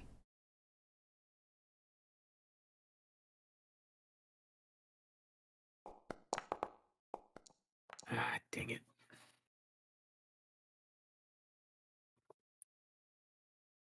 All right. So, why don't we take a quick break while the party leaves Neverwinter proper behind. Gelfin on the lead, following the Loud River. Actually, the current is pretty strong, goes outwards towards the sea. So whatever raft went through here was definitely going against the tide, per se, or against the current. So they probably slowed down going inland. However, the river is very easy to see, so it's not really hard to get lost. So Gelfin wasn't really trying too hard. He knows where the river is. You guys can see where the river is, but he seems very focused on, again, he seems to be calculating things. Perhaps in his head, he's calculating like, how fast would a raft go? Don't really know what raft they were riding. If it was actually a raft or a ship or whatever. What was it powered with? But while he's doing so, he's leading the party by the banks, not really close to the banks, but like again parallel to the river, as it seems like the party agreed towards. And while you can't always be by the river because of either the growth or the different buildings that are there, or the terrain itself is difficult, you can definitely hear that the river is still to your left side as you manage to travel. And so you spend a few minutes going forward, and let's pause there for a second because I need to go to the bathroom. All right. How long do you guys need? Nelson? Yeah, 5 minutes is fine with me. 5 minutes it is. We'll be right back after these messages. He started talking about corpse flowers and vomiting, and I had to leave the shop. Someone give me a number between 1 and 18. 7. 15. Someone said 7 and someone said 15. 17. Oh, 17.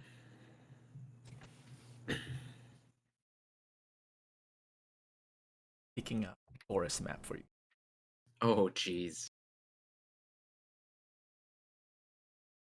While you're doing that, can we RP some things? Yeah. Go ahead. Okay. Gelfin, what the heck is with this candelabra? What else have you put in here? Just things that I've found lying around. Okay. Just ask me, though, because if you put too much in here, it could explode and we'll lose all of our stuff. It does not weigh that much. It is not that big. It's not a big deal. Don't go crazy. You don't know what else is in here. I do. Really, you're carrying around 300 pounds worth of things? I don't have to tell you what's in this bag, but yes, there's a lot of stuff in this bag. What are you bringing, a tea set or something? I mean, how much could you possibly need? I did have a tea set once, but I had to leave it.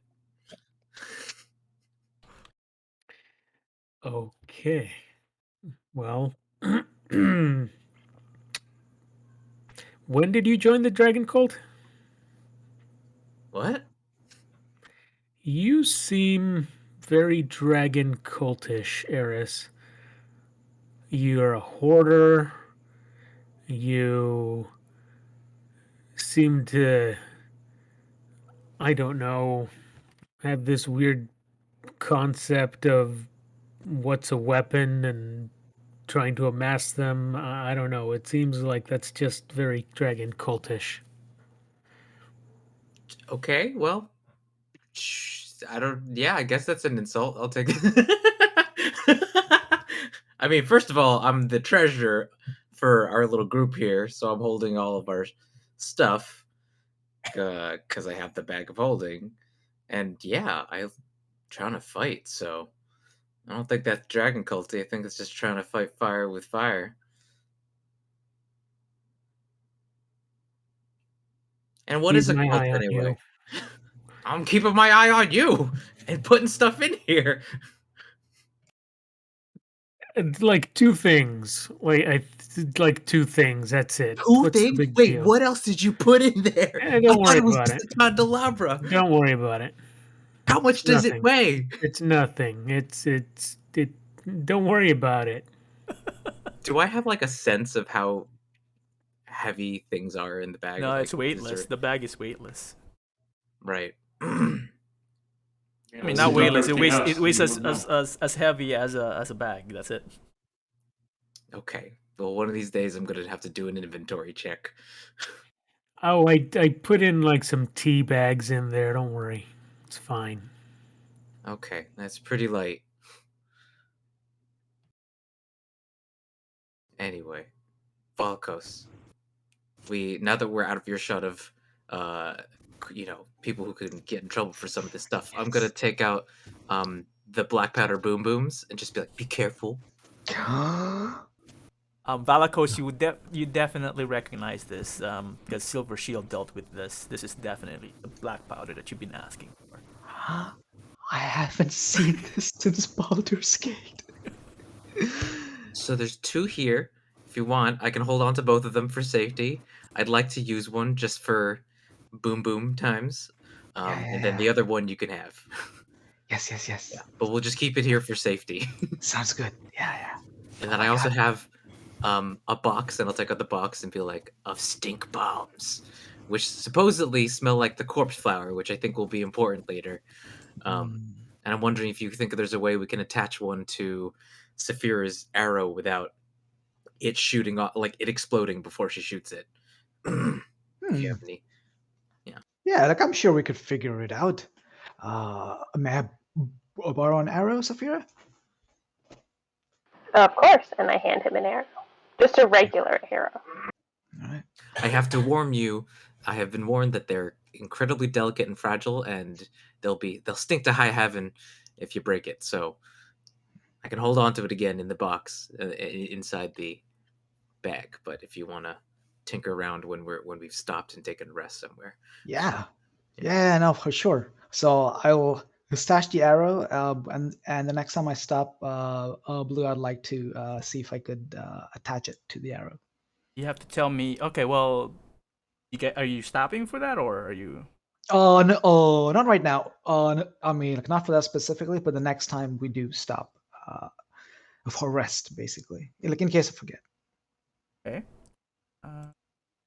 Actually, trying to see if you know what, I'm trying to see if I can actually play around with that boom boom thing, if it actually works or not. But all right, well, never mind. We'll just see if it works or not. Cool. All right. So the party continues to follow Gelfin. Gelfin leads the party. Again, walking parallel to the current. Oh, sorry, the river, heading east of the wall. You guys are still stealth. You guys have so you are walking, or your parade is moving cautiously, not in a hurry. Keep the stealth up. Can I? Yeah. With my eagle's eyes Oh. on Stinger, can I like look down the scope and see if I see anything along the river bank or even along the river, if I spot a raft or anything? So as you are doing so, the terrain again is not flat, so it's up and down, Okay, and there are up and things down. blocking your way. But when you do have the opportunity to do so, you Valkos probably find a slight hill or maybe a building that you can climb, and you just use the vantage point. And go ahead and roll me perception with advantage, please. Oh, Nice.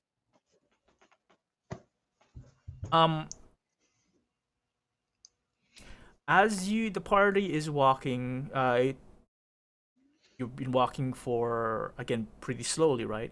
Walking for about 30 minutes now. Add another 10 minutes as you walk. One thing to just add to the atmosphere of the air. You realize it's been very quiet. You've experienced this silence in your adventure life now. So you're pretty aware quiet means not good.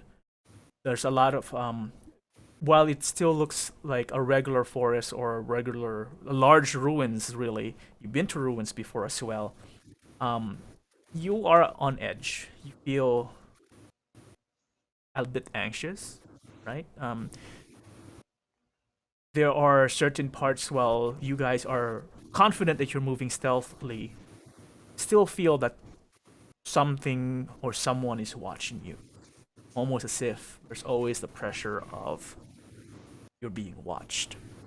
You turn around and you only see shadows or the trees blowing by the breeze slowly.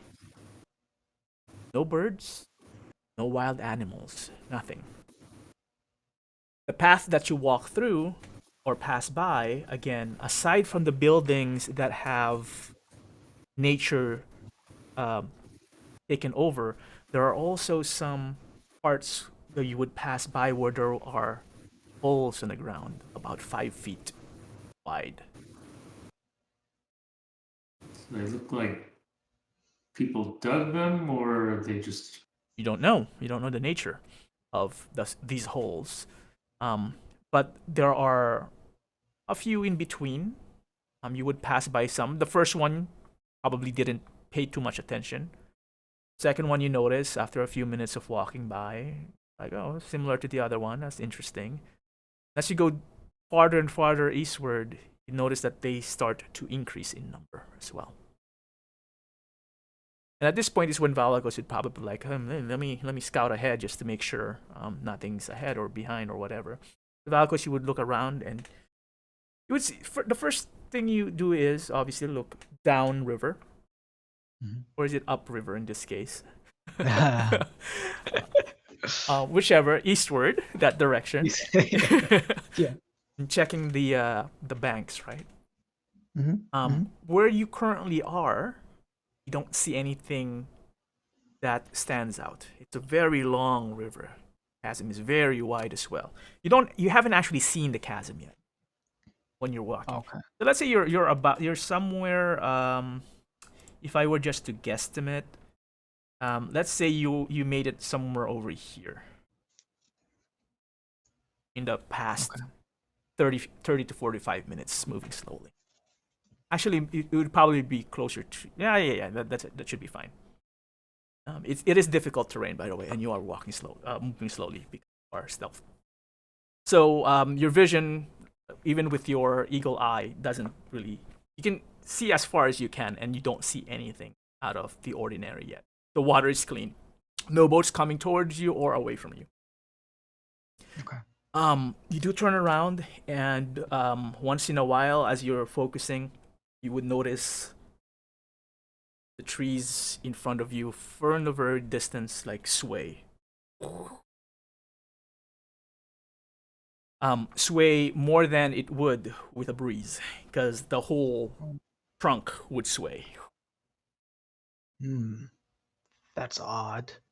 You turn around to the southeast where the chasm would be.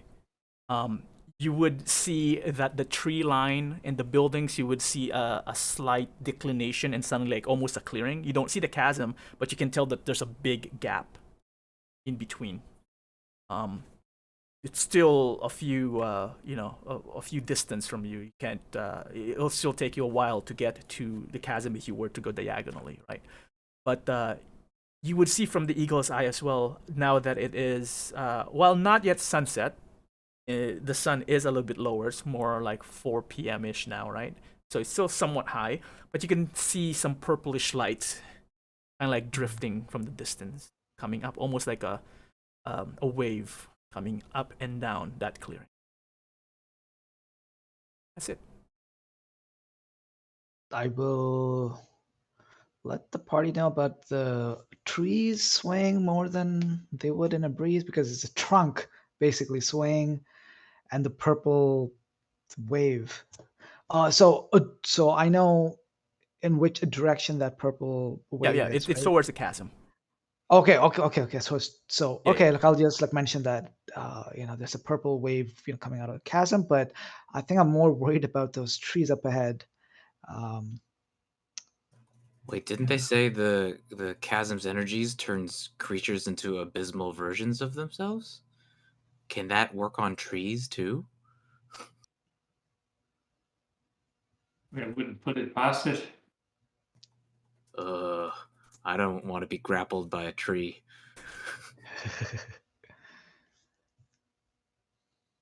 So at this point, is Gelfin still leading, or is someone else taking over? Nobody else seems to be interested, so I guess I am. All right. Roll the same roll. You the next section. That was nature plus Nature plus 6. perception. Yep.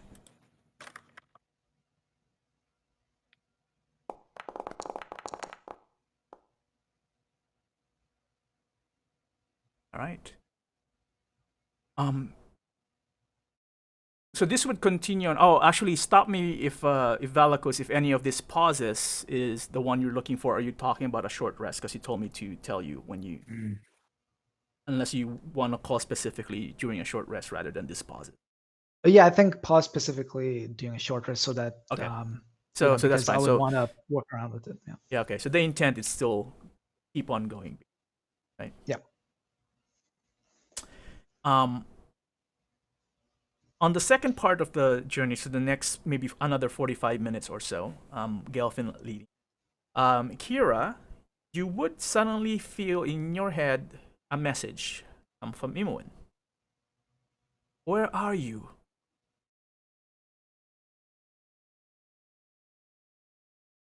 It's ascending.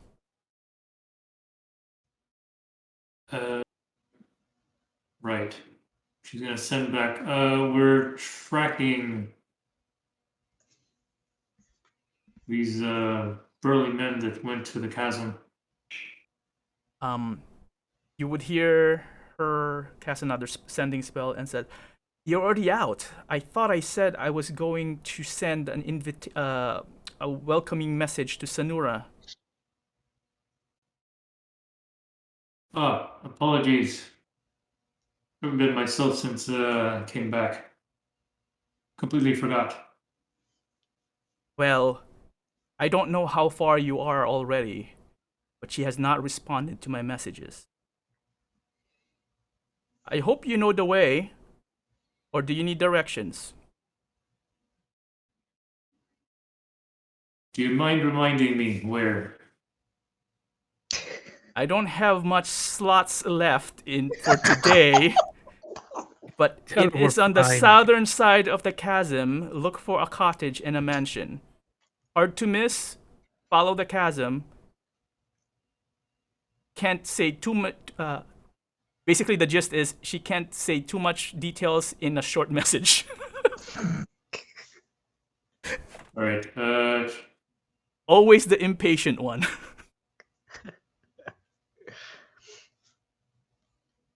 Is Valakos back at this point, or is he still? Sorry, what was that? Is Valakos back, or is he still? No, up no. there? This is during the pause. You know, one of the things. So this is Okay. just you experiencing it because it was directed to you. Right. But the party's in the area. You can gather them. All right. Everyone, I've got some news from Imwen. What'd you Well, say? apparently I forgot, to go back and get directions. Oh, that would explain why we're so confused. Yeah. I mean, I remember something about a cottage in south, and maybe I was thinking cottage cheese or something. I don't know. It's been a weird day for me. But she mentioned there's a cottage to the south of the chasm. Hard to miss. She tried contacting Sonora, but no response. Oh, that's not good. But I would think that probably I would like to avoid the chasm and all those weird tree creatures, so I think actually staying close to the bank and then maybe wrapping around to the south side around the chasm would be good. Do you guys agree? Yeah, I wouldn't mind, knowing what those people were doing out here. Seeing as how, there were a lot of them, and We're like about halfway down the map now, aren't we? Yeah. Mm-hmm. So regardless of what direction we go in, it's gonna be the long way around, no matter what. At least Well, you we guys can't- know specifically it is on the south side of the chasm. Yeah. right. At least according to Kira. Now, what she could do is have Moxie fly up in the air and just take a look and find the cottage.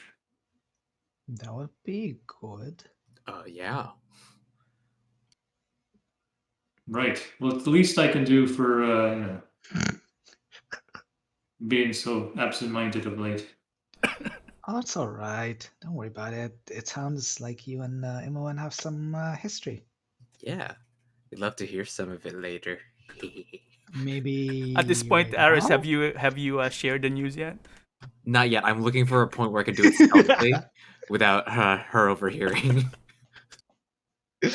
Like I'm waiting for her to like go off and be actually probably while she's doing this. Yes. Right. Well, it's going to take a bit of time for me to look through Moxie's eyes as she flies, so I'll just need a few minutes away. Oh, Go ahead. Sorry, I'm gonna check something. And at that, she summons Moxie's. I think Moxie's not dead, so or Yeah, I don't think she Yes, has died. died yet. right. So she's able to summon her immediately, and then communicate to her that, hey, do you mind flying up in the air and looking for a cottage? And then she's going to look through Moxie's eyes as she's flying. So Akira, before you send Moxie out, remind me, can Moxie wear things like as in like have some equipment on her? I've never thought about putting anything on Moxie before. I mean, she is an owl, so Okay. So do you remember back in the Emerald Forest? Sorry, I think it is Emerald Forest. I can't remember it, but Misty Forest. sorry, like Misty Forest. So remember back in the Misty Forest when when we first went on one of our quests together, we got a garland from one of the fays of hay creatures. Do you think maybe Moxie could wear that so nothing can spot her? I guess it would depend. I don't remember. Did I get one? I don't remember getting one before. Like I have one. If you Oh want yes, to okay. If borrow, you don't mind, let me see. yeah. It's So owl I have that size. out. Yeah. I mean, I'm not sure. Here, pass it over, and I'll actually send it to you, Kira. Oh, it's an actual thing. I mean, look, I just added like as an item, Our a land. fake garland. Fake garland. Okay. I mean, like it did help us quite a bit when we were trying to traverse through the Misty Forest. So maybe this might help, at least Moxie not be followed or tracked as she flies over. Even by today, okay. Well, it's let me see if I can adjust it for her smaller head. It typed multiple times. Ah. All right. And Fox. Yep. So you do So that. I'll be along now. So as Kira is preparing Moxie, are any rest of the party doing anything? Eris is gonna excitedly be like, "Oh, okay. Valko, Saphir, and I are just gonna go over here, just work on this arrow. So you focus on that. Just focus. Just focus." And it gives you a nod and then goes about her business. About Valkos is Gelfin. like, What? Sorry, I interrupted. Go ahead, Valakos. You were gonna react. oh no, look, I was just gonna be like, Valkos is like, it's so serious, it's like, oh yeah, the arrow, and then he's like about to go like that. So Eris is also gonna pretend like she's also like tinkering next to you, and I'm gonna pull like Saphira's, be like beckon to Saphir and beckon to Valkos, be like, What about Gelfin? Gelfin already knows, Oh. so I'll be like, Gelfin, you know this already. Stay here. And I'll be like, Kira was married, and her husband died a couple years ago. Yeah, I promised her I wouldn't say anything, but you know me and secrets. I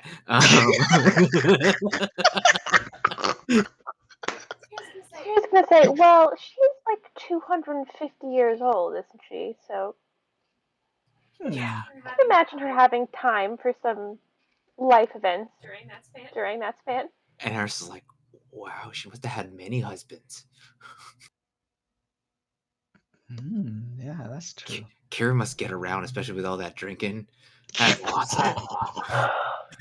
Saphira will smack Eris lightly on the back of the head. Ah, what?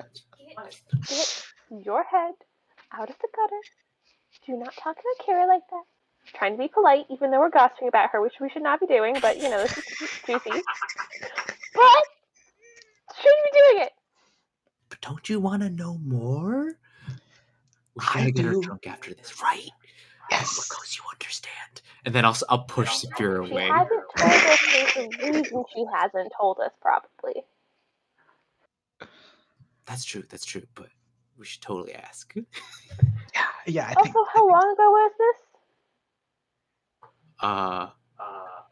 I forgot how many years. It was decades. Well, one would imagine she had her drinking problems after this, it seems. Oh, that makes sense. So perhaps this is a slightly sore topic. It definitely was, which is why I promised not to say anything. So,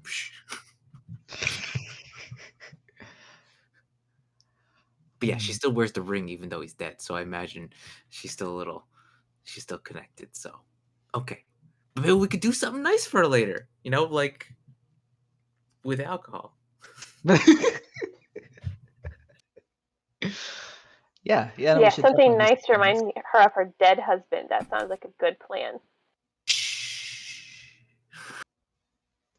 Maybe of newer husbands, maybe, like, this, there are more people out there, like so many fish out in the sea, literally. Okay, new mission. We're gonna get Kira hooked up.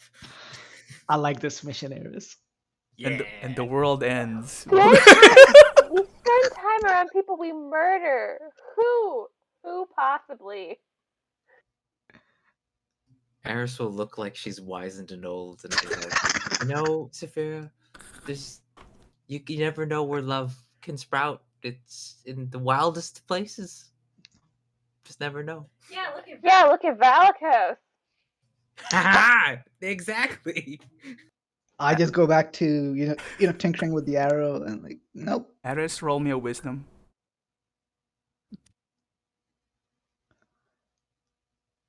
Ability check or saving throw? No, just ability.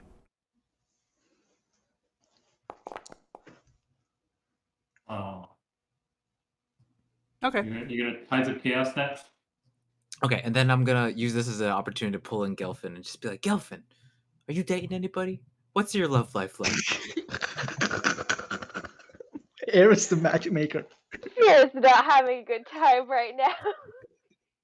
Like, I'm just gonna watch the perimeter while you guys gossip and just dispointedly looking everywhere, not them. I think Gelfin does not want to engage in this sort of tomfoolery. Why do you ask? I don't know. We're just trying to help each other. If we're trying to find out who has some knowledge in the love languages.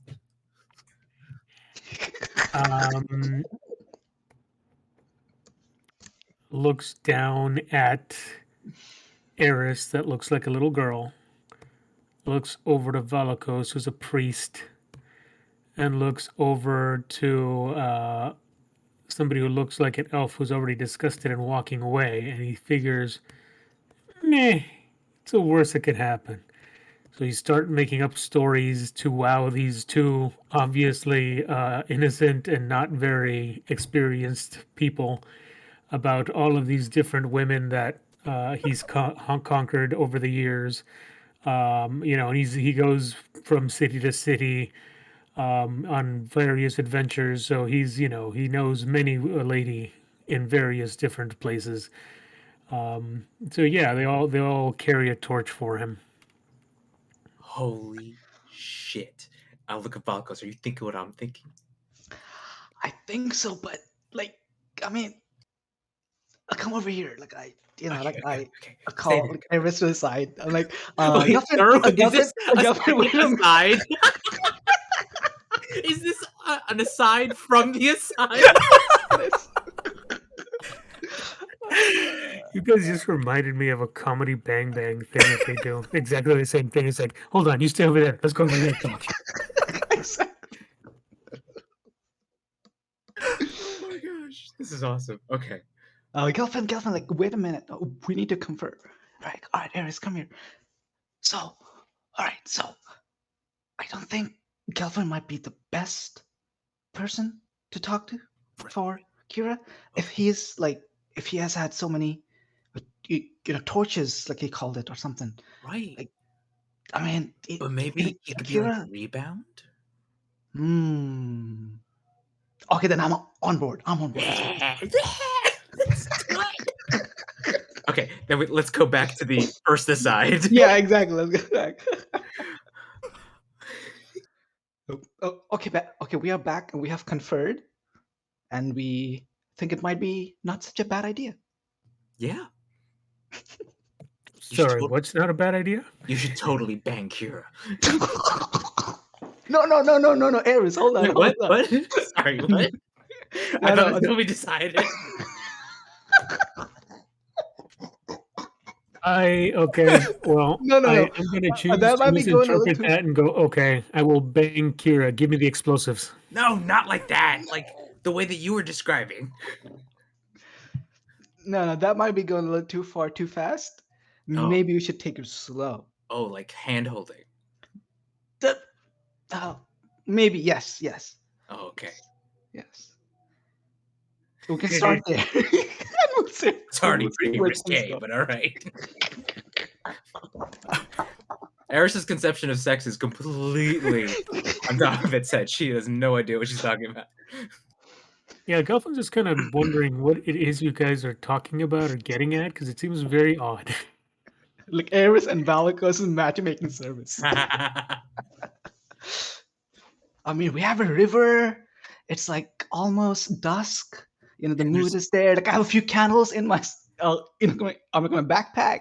And there's nothing. Wait. Saphira at this point, by the way, Saphira wandered away, climbed up a cliff to the north, just watching and guarding the area, leaving the two of you Hold on. Let's Debates go off to throwing the side. herself off to end this misery. Decides she won't. Just in a little football huddle, Gelfin is going to look at the other two and go, "What do you think sex is? A river and candles?" Yeah, isn't it like where the woman's river meets like the man's candle, and like the steam that gets created makes babies? No, please don't.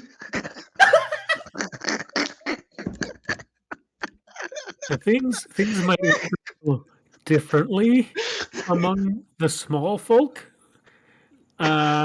So best of luck with that, you two, and then Gelfin as well will walk away. Eris, come on, like you scared him off. Oh, it's all right. We'll get them both. We'll make it happen.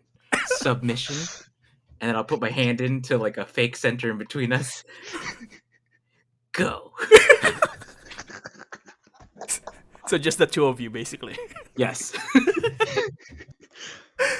Kira, while this is all happening, you're concentrating really hard, telling Moxie to fly southeast towards the chasm area, where Valakos pointed at where the purple light was coming from.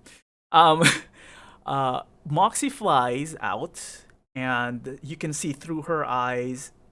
Remind me, Moxie is a girl, right?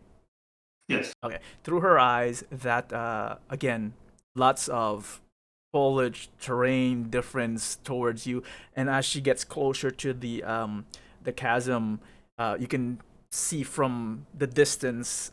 She's not on top of it yet. From the distance, again, the chasm is wide, and it's an open area. There's a bit of clearing before reaching there, but as she borders the 100-foot range area where you can connect telepathically and you're warging, she kind of like flies back and forth, saying that should I continue or not? Because past this 100 feet, you would lose connection with her. I mean, she can obviously, independently do things, but she won't be able to communicate, nor can you past 100 feet. Right. Actually, hold on. She will tell her to continue, and it's going to take, based on what she's seen so far, it's going to take a couple of minutes, right? For Moxie to fly out and come back. Yep, do a flyby and stuff. So, if that is the case, let me... Oh, God. While we're doing that, Saphira, go ahead and roll me a perception check, please.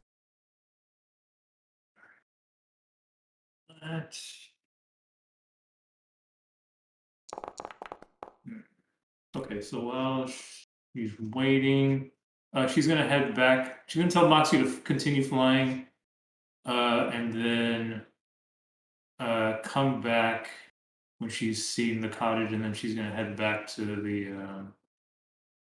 the party to check up on him and tell them that because she's been gone for a little bit, she just wants to let him know. As you turn around, Kira, and you're passing by, you see Valakos and Ares huddled together and seems to be like giggling and whatnot.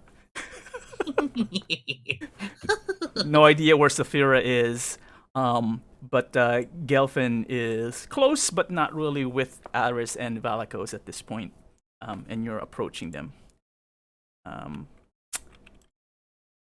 Saphira, you are a bit north of the party. You climbed up a cliff, so you have a good vantage point, and you feel tense. Something is weird. Even though you're not a forest ranger, you're more of an urban ranger, if I recall correctly. You feel there's something wrong here. Something has changed. Something primal. Feel, what's this? And you quickly glance past where the giggling Valakos and Aris are as they put their hands together, and you see to the south of the party two large figures, shadowy figures, seem to be trampling down the foliage, heading directly towards you. And right before you could scream out a warning, everyone hears coming from the south. So it was almost a howl and then starts turning into a growl. And everyone, the giggling, stops from Aris and Valakos as you hear this. Kira, as you're approaching the party, you kind of like stop and look south as well. Something is coming towards the party.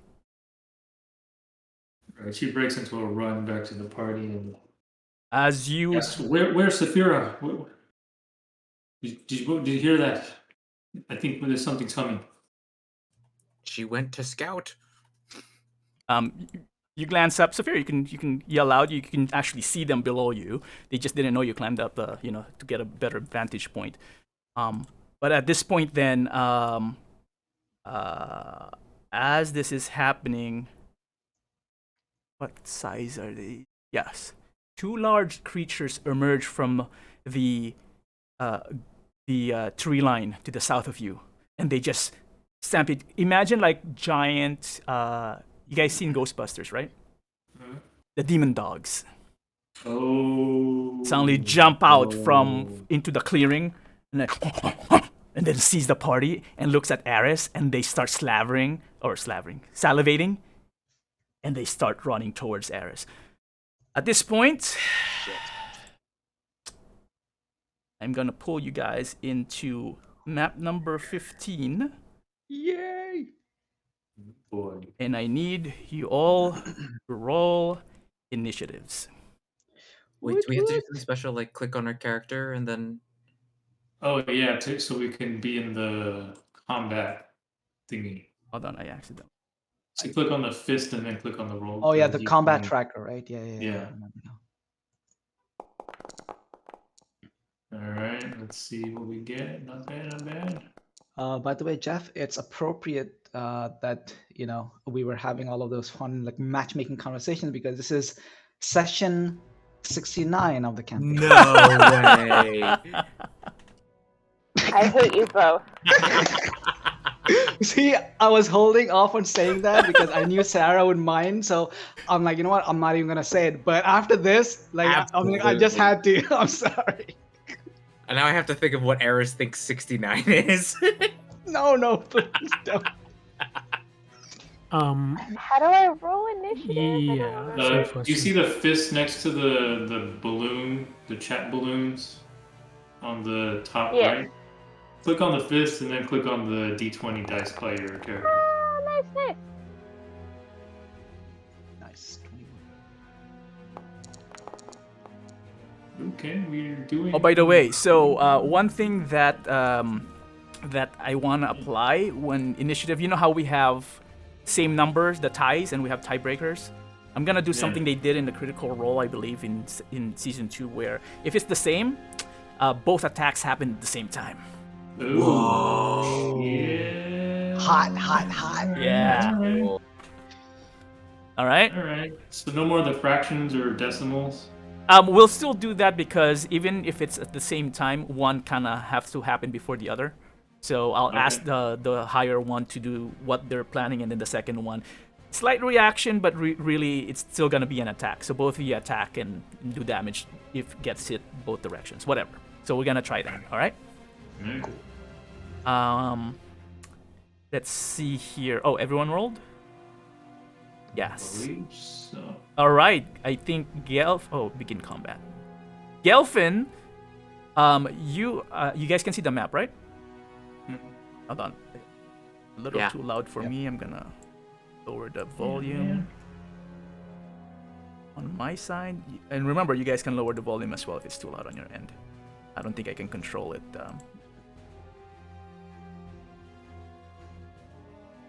That's fine. Okay, cool. So, Gelfin, you notice again these large, what looks like demon dogs appear to the south of you, and they're heading directly.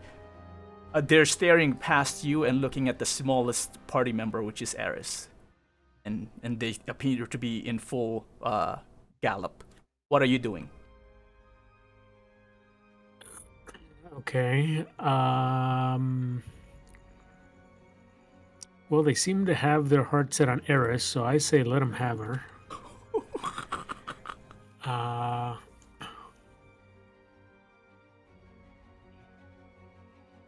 Let me see.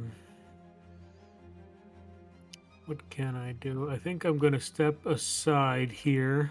Can I get that far? Is every square 5 feet? Yeah, you can hold control and drag, I believe. It's been a while. Hold and drag, and that would, and then click again, left click, and then spacebar to commit. Or left click to drop a waypoint after you control and drag. And then if you want to, and then you can redirect, or if you want to commit, just press spacebar. 25 feet. Yep. Okay. So Kelvin runs to the side past Kira.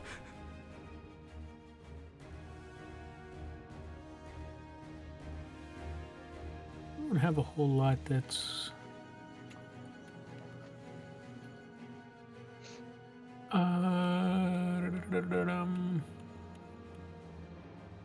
Yeah, I don't have a whole lot of stuff that's of any use right now. What's the biggest, meanest thing I can turn into? You have a polymorph? You have a what? You doing a polymorph, or what are you doing?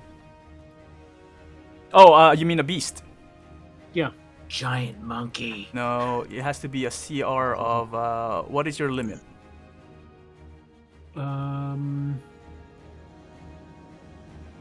Druid. I don't know. I didn't look at that table. It's like half your level or something.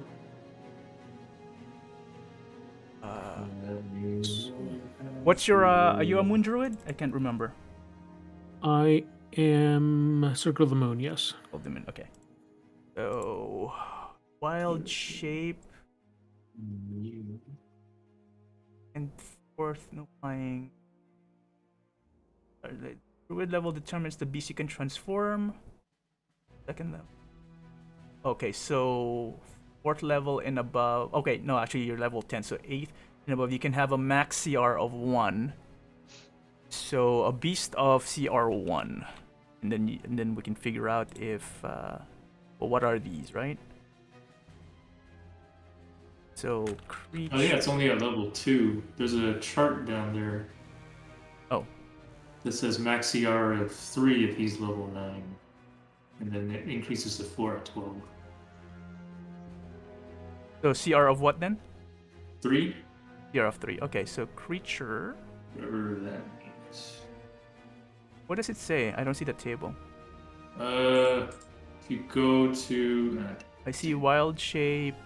You have to go all the way down to the Circle of the Moon, because That's the wild shape at the top is just generic. Oh, that's a generic one. Gotcha. Yeah. Yeah.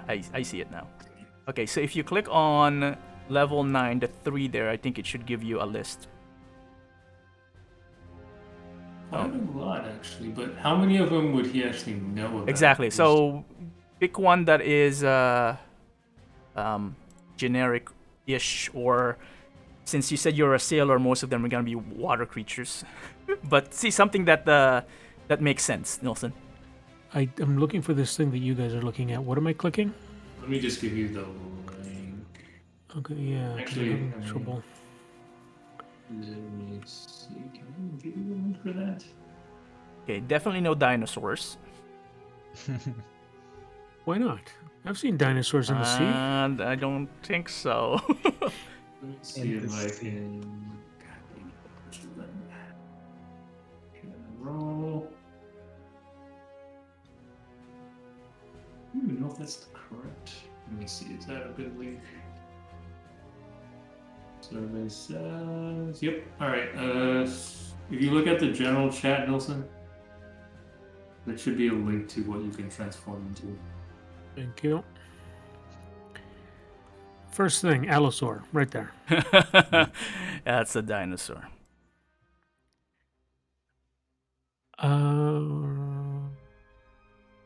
Well.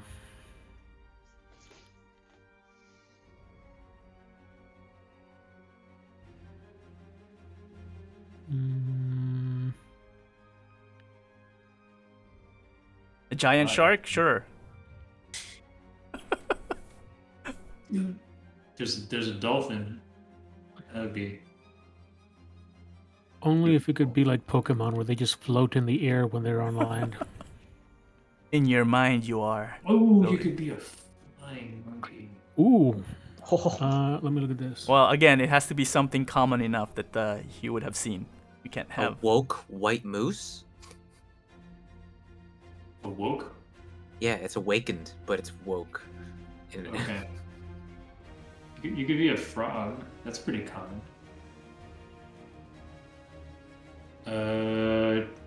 Giant constrictor snake. What about a giant snapping turtle? Ooh. Oh, It's another turtle. That might be good. Oh, going back to a turtle thing, huh? Okay, let me pull that in. He doesn't even know, and he's instinctively going for a turtle. It's meant to be. The one and only, the one true Turtle Joe. Okay, turtle, giant snapping turtle, was it? Yeah, that's a 3. Yeah. Import that in. So this is your second wild shape of the day, then, right? It is. Okay, let me see Very if cool. this works. Has more hit points than some of us. Giant. I think if I drag it here, yeah.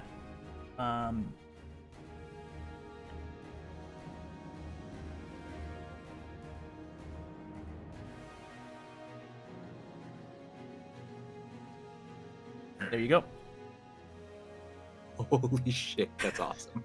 beautiful. You are now a giant turtle, snapping turtle. Excellent. Is that your turn? That's an action or a bonus action to shift shape? That is an action, I believe. Okay. Oh. But regardless, that's what I would want to stop because I don't want to charge into them. So, Kira, you feel the breeze as you feel Gelfin like run behind you and pass you, and suddenly as you turn around, following, expecting to see Gelfin there fighting again besides you, you see suddenly poof, a giant snapping turtle. All right, I guess I'll be getting used to that. Saphira, it is now your turn. Okay, trying to remember how to move. Where are Can I you? just drag myself? You click on your character. You can just use your arrows, or you can control drag yourself, or Ooh, that's where you are. you see Saphira just jump off the cliff very dexterously, runs past or towards the tree, and does what? I'm assuming that's about my full movement. I don't actually know. You should at I least haven't get talked to you in a while. 40. Remind me how my my two main attacks I have for Scimitar. My second, You're like my cutting in one-handed and Yeah, attack. you're cutting in second-hand and out. attack. Sorry. Start again. Oh, I just wanted a reminder on my attacks. So for my scimitars, I have my like one hand and then one hand, so Mhm. 2 plus my bonus action attack, right? So no, if you're using your melee weapons, one attack with your scimitar, bonus attack is the offhand. Then you have an extra attack because you're a ranger level whatever now, right? And then it's the first Yeah. round, so you get another attack, I believe. Right. Yes, I do. But I'm not. But for the arrows, it's just attack, bonus attack, and then extra attack if it's the first round. I believe so, because I think Agrippina's bow allows you to do a bonus action attack as well with the bow. Yes. Yeah. Since I'm not close enough to reach them with my scimitars, I will use my bow. Remember to target the target first. Yeah, and I'm like, I have to remember how to do this. Right click on the target and then click on the bullseye symbol. If that doesn't work, you can click on the target symbol on the left menu and then click on your target. There we go. I don't think you're targeting yet. It shows little arrows for me.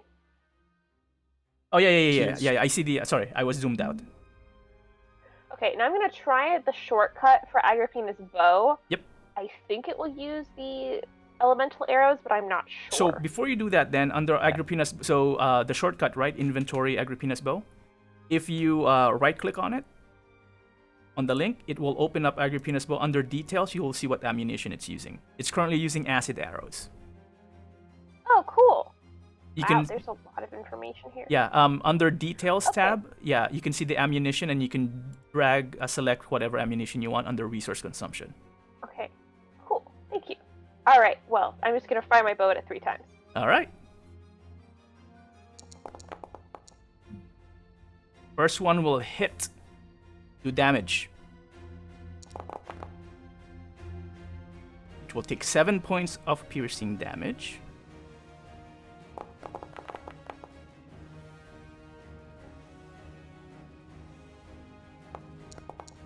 And the third one will also hit. Do damage. Also gonna do my D8, which I think I could have done on that, but oh well.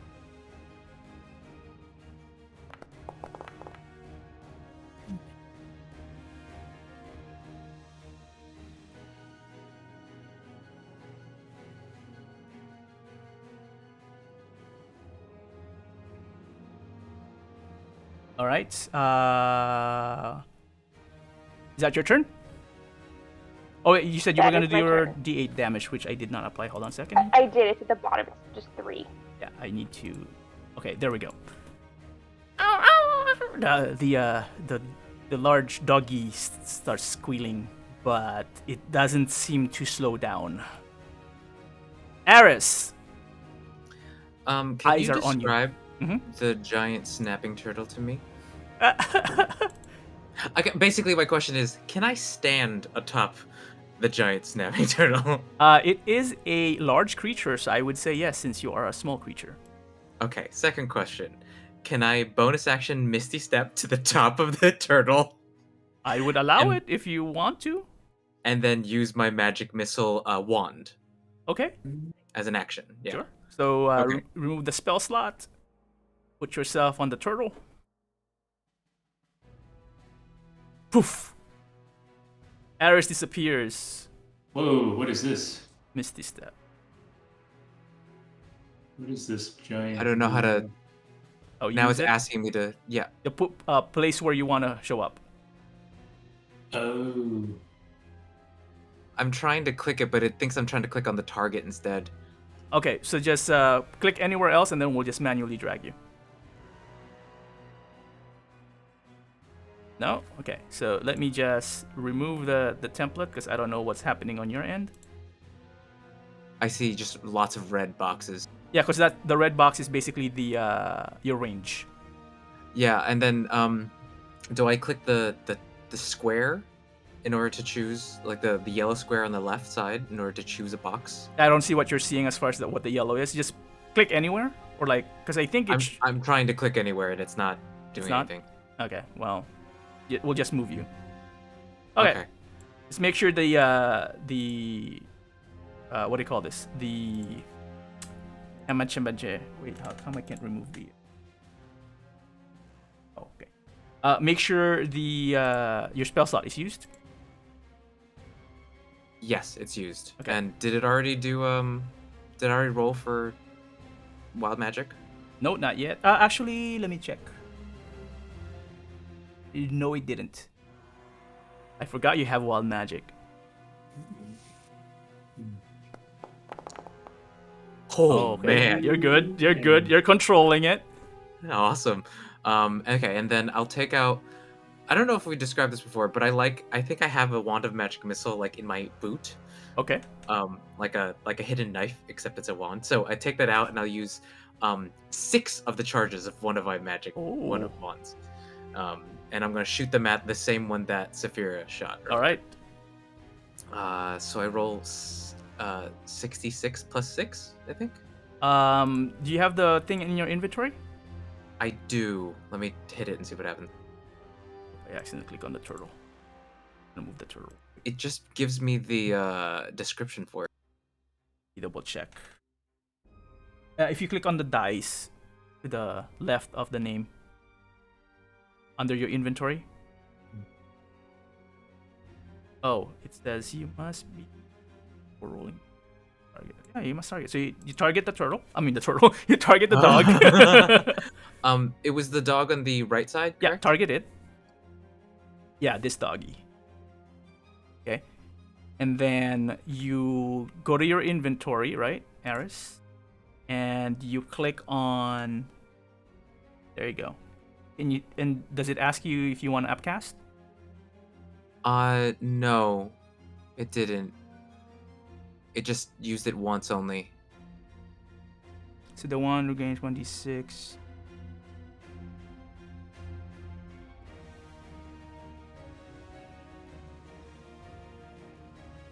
Oh yeah, just roll. What was it again? 1d. Well, yeah, just multiply by 6 then. Oh, okay. So it'll be 6d6 plus 6. Sure. Yeah. It's not d6. It's a d4, I think. Magic missile is a 1d4 die, not a d6. Oh, okay. So 6d4 plus 6.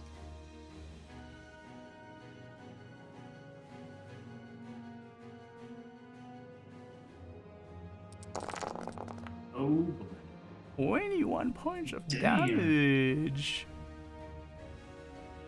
That dog kind of skids on the floor as the force from the 6 darts hits it, and it kind of like you know how a running dog would kind of like stumble but still keep on going, like its back leg is still like kicking, and it drags itself it still propels itself forward towards you, Aris, as it tries to maneuver from where you were, and then they quickly look where the darts came from and seeing you on top of the turtle and try to like course correct. Haha! Nobody eats me today! I am Turtle King! And now begins the one closest to you first will run. It's the same initiative as Kira, actually. So yes, they will do the same move. It is on top first of 5. 5. 30 will make it there. Actually, let me double check something. Here it is. It will. Yes, not go as that far yet. Here. You see it kind of like stop almost a few feet in front of the turtle, Aris, and Kira, and it goes back and suddenly it howls in front of you. Okay, so let me see if this works.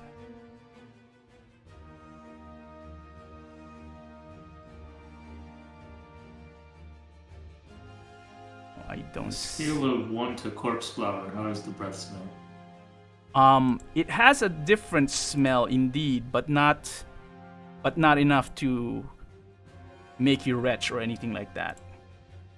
That is good to know. Way and then yes. There you go. There we go. So, it will even hit Valakos. Oh, damn. Saving throw wisdom. Alright, do I click that? See? Oh god, it's not good. It's not good. So it looks like Kira fails. The snapping turtle succeeds, and Valakos also succeeds. That's everyone, right? Yeah. Aris actually fails. Oh, you failed too? 8? Yeah. Yeah, 8 fails. I don't know why it didn't pick. Well, do we just head back to town now? Do we have our morale? Oh, it didn't actually ask me. I just did it because everyone else was doing Yeah, it. which is totally fine. You should have been part of it because you would hear it. You're front center. Right.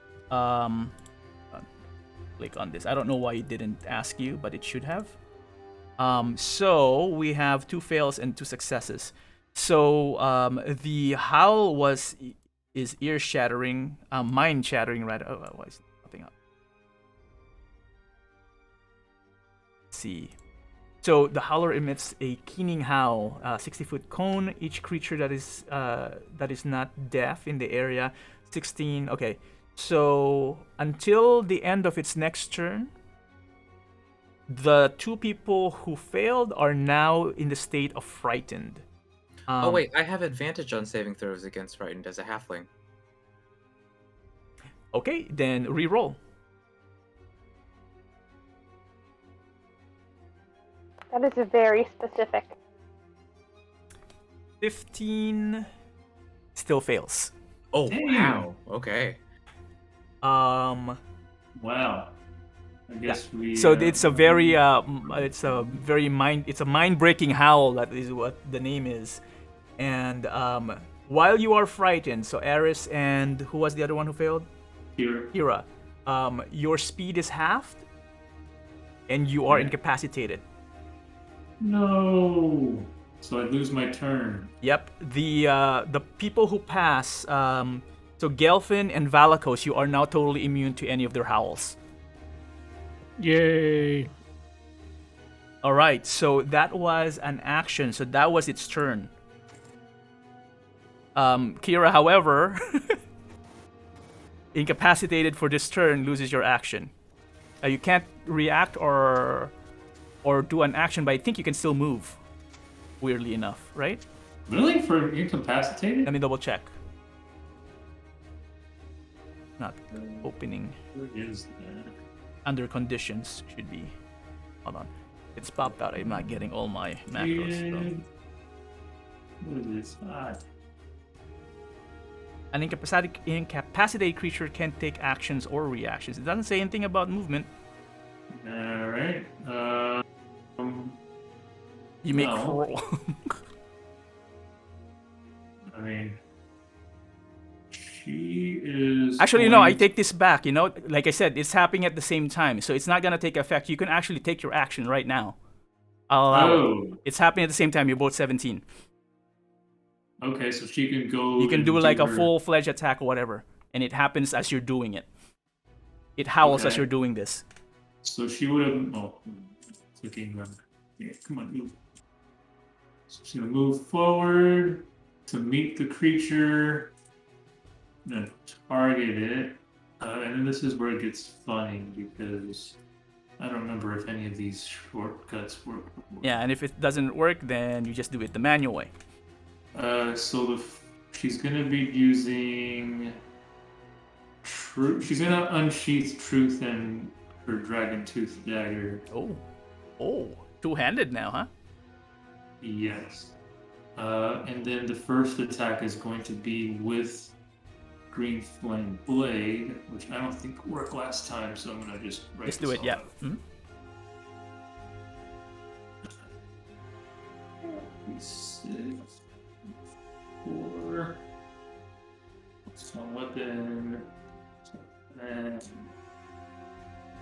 this. That's the first attack.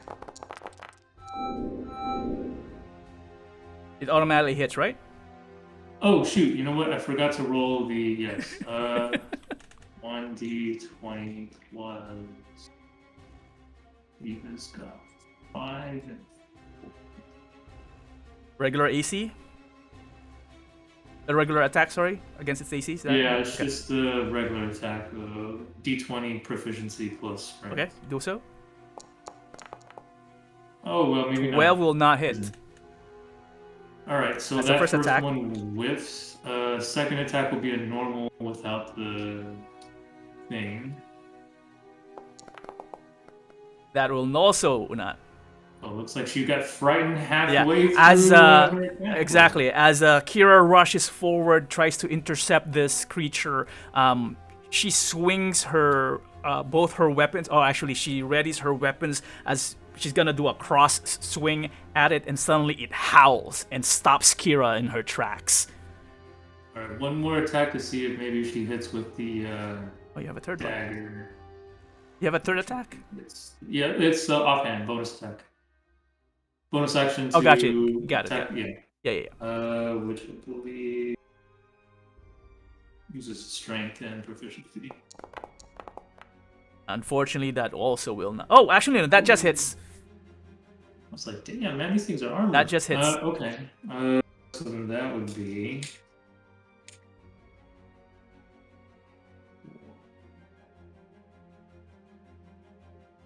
One.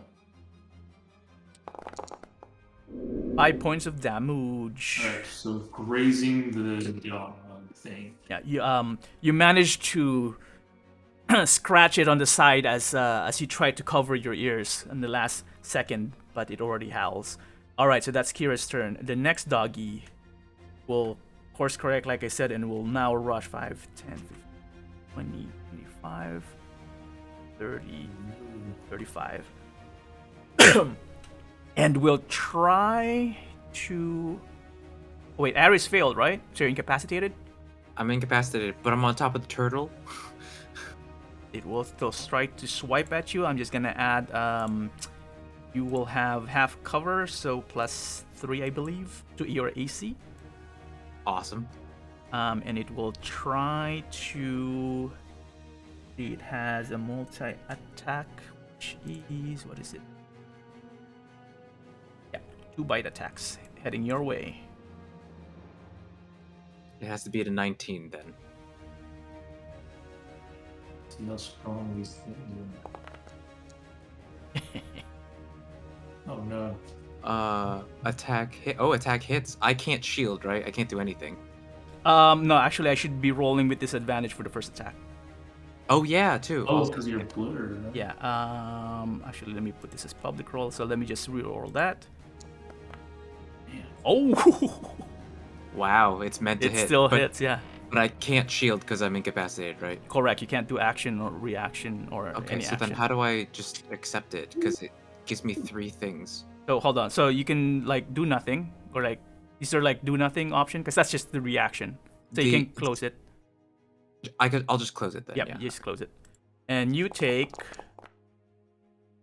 Oh, 33 points of damage. Ooh. That is fully half of my health. Wow. As it does... Damn, did you Okay, lose a leg? So Shit. it bites at you, and yeah, it grabs one of your limbs, Aris, and it goes wildly. And as it bites your leg, your right leg, you feel your nerves on your legs start to tingle, and it quickly goes up to your brain, and your brain just explodes with like light, and you just can't comprehend it. It does additional psychic damage. That's why it was 33 damage.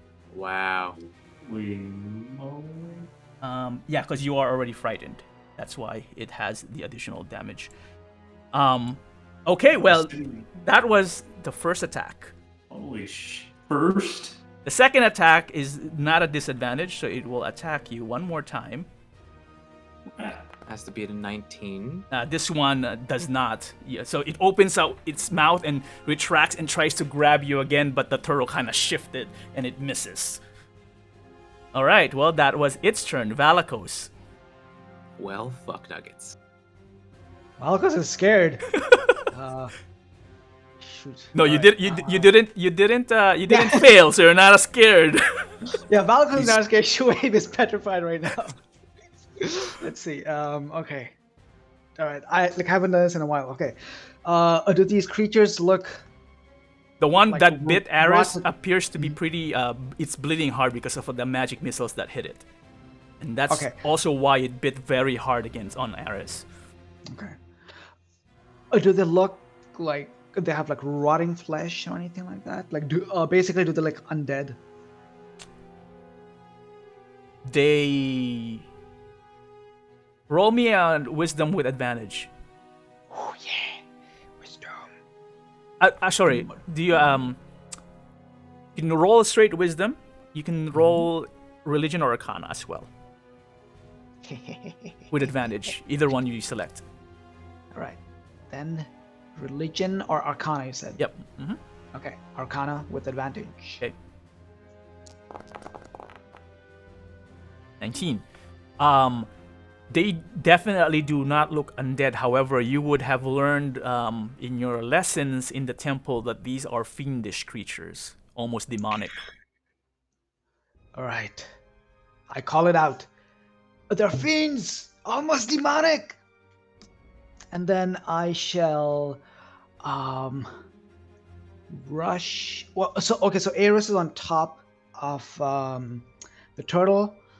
Barely now, because she almost got pulled in at the second bite actually gotten her.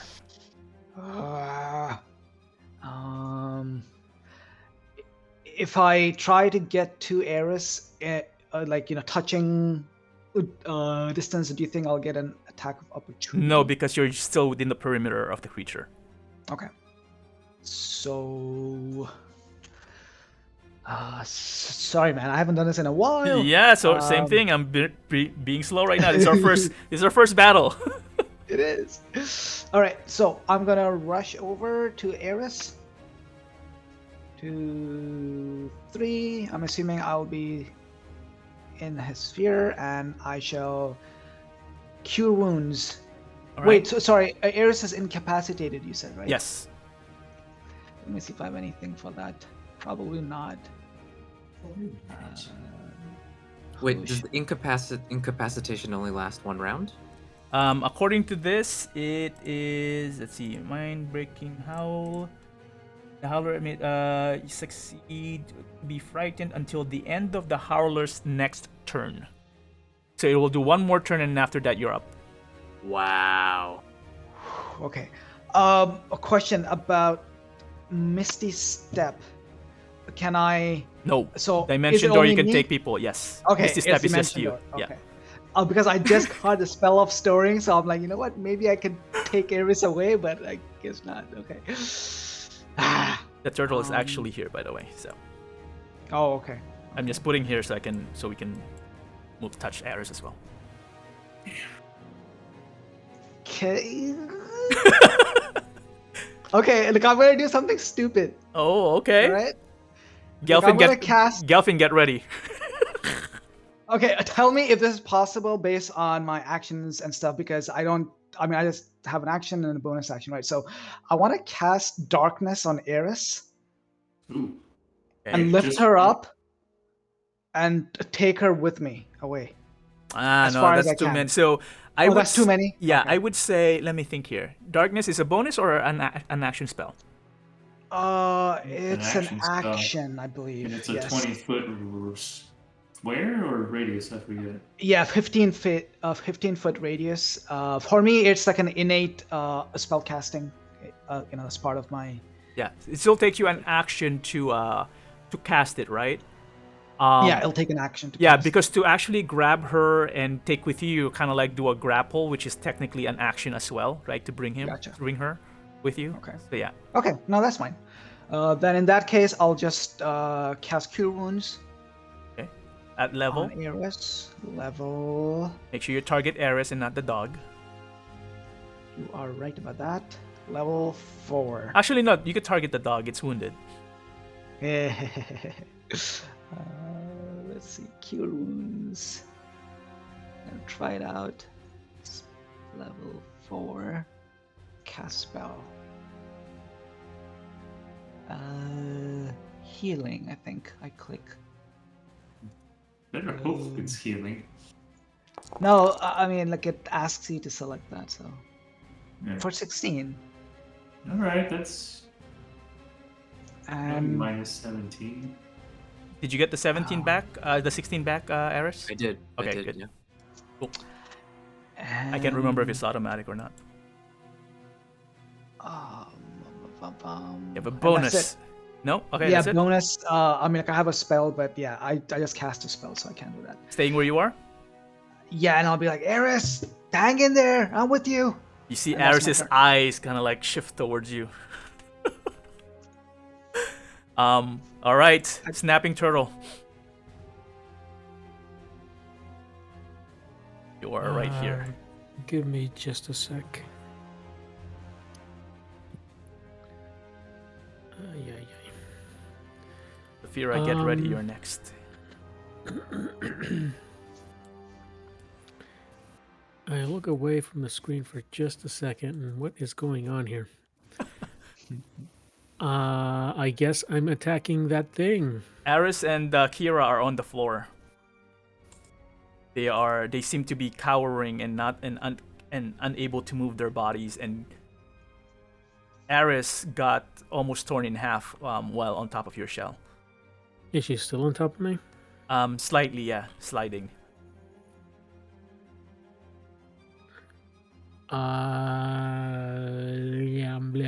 Blam. Sliding in what direction? Towards the doggy. Can I He's use a on that bonus side. action to kick her behind me? You can't kick your top of your shell, but you can like shake her off you, I guess, towards Valakos. Sure. Part of your movement. That's fine. Kick the booty. Okay. Then as a bonus action, I'll sort of. I wouldn't even say it's a nudge, bonus action. I would say that was part of your movement, so you don't waste a bonus action. Okay. Well, I'm right next to. I'll move. All right. So now I'm right next to this thing. Yep. So I'm going to attack it. All right. Make sure you target it.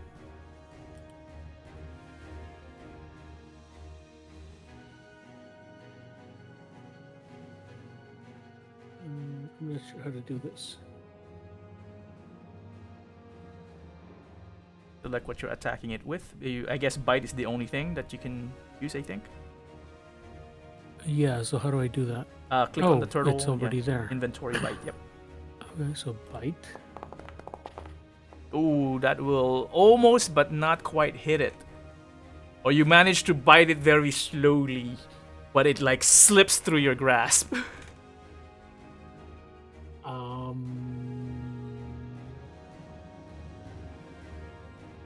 don't think a turtle does anything else. Okay. Wait, what's the speed of this turtle? 30 feet. That's pretty good, actually, for a turtle. All right. Is it so big? Yeah.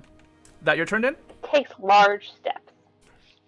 I mean, unless I can nudge him out of the way, I think I'm done. Yeah, that would have been an action.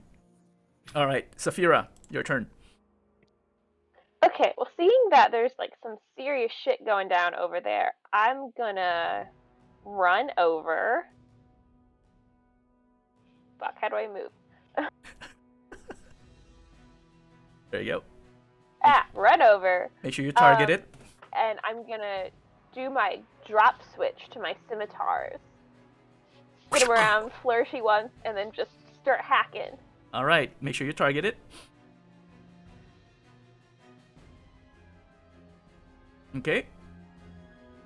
Start hacking. First attack will not hit. Actually, it hits. Do damage. Right? Ooh. Second attack. Also hit. Do damage. Alright. Third attack hits. Nice. Yeah. Another 8 points of cold damage as the big dog takes a look at you, but still eyeing Aris, salivating. Parts of saliva hits you as you like starts hitting it, swinging your swords, your cold scimitars at its face. It's scratching it, but it seems to like Aris more. I'm gonna just scream at its face. Oh. Pay attention to me! Okay, you know what? Roll intimidation. I don't think that's what I have, but I will try it.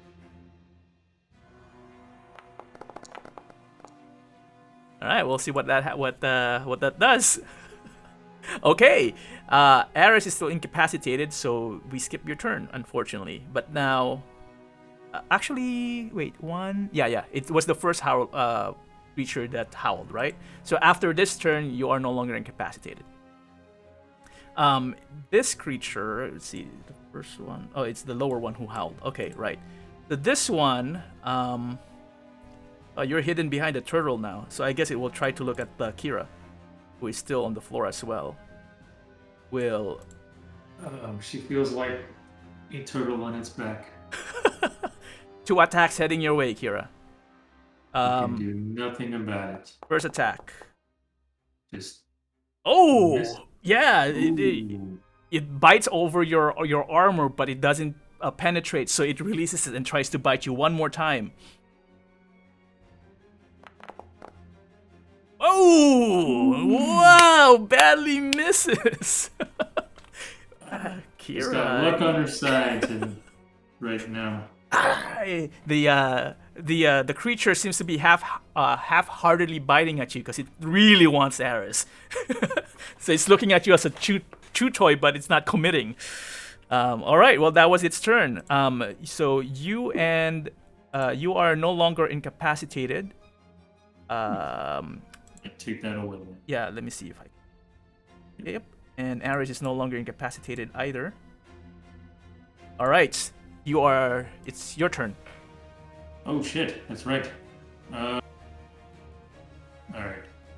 Same thing again.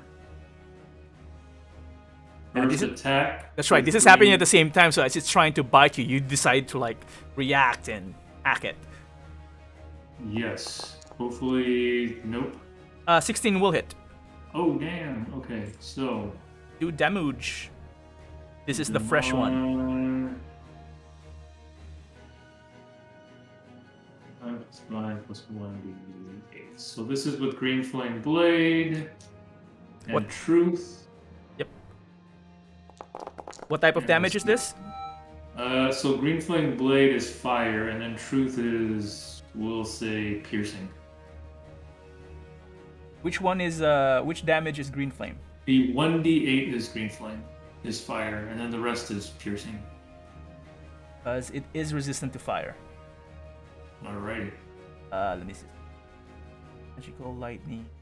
Yeah. I could separate them. No, I can see it. D8 was a 5. So Okay. 2 points there. So total of 10 points. Is that right? 19. 19 minus 5 is 4, and I'm just gonna add 2 to that. So yeah, 16. Right. Okay, so that's the first attack. Mm-hmm. Second one with just the regular That will hit. hit. So this is going to be that. 10 points of damage. Got it. All right, and then with the Dragon Tooth Dagger. Yep, same one. That will also hit. Nah, good rolls. Yes, she's got her senses back here. And that's why the creature couldn't bite through you, because you were hitting it with your swords against its jaw. It lets go of you, but damage. Alright, the final dagger does 3 points. Alright. Is that your turn? You can move if you want. That is her turn. Okay She's then. Stay there.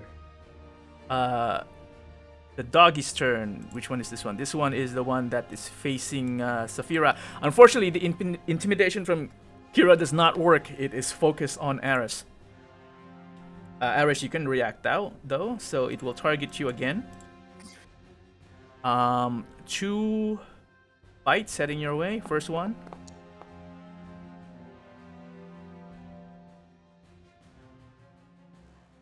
Oh, you're gonna cast shield. All right, so does not hit, right? Absolutely. All right. not. Second attack. Oh wait, I have to roll the d20 for. 17 That hits with doesn't shield. hit. That shouldn't, It does right? not hit. Okay, it shouldn't does not hit. hit. Okay, cool. But yeah, roll Okay. Cool. 10 minus 2. Okay, yeah, you're good. All right, so you survived that hit. Valakos, your turn. All right. So Eris is up. All right. So let's see. I'm just gonna whisper to Valakos while you're thinking about what you're doing. Mhm. I'm about to go ape shit. You want to join me? Oh hell yeah! All right. Let's see. Okay, so I am going to a bonus action. Cast a. My God, how did I forget about this? Where's that? Spiritual weapon. Oh, Oh, there you go. I was wondering. And this one is at level. 1 second. There's something special with this. If I cast it at level, so if we cast it 3, 2, so level 4, so level 5.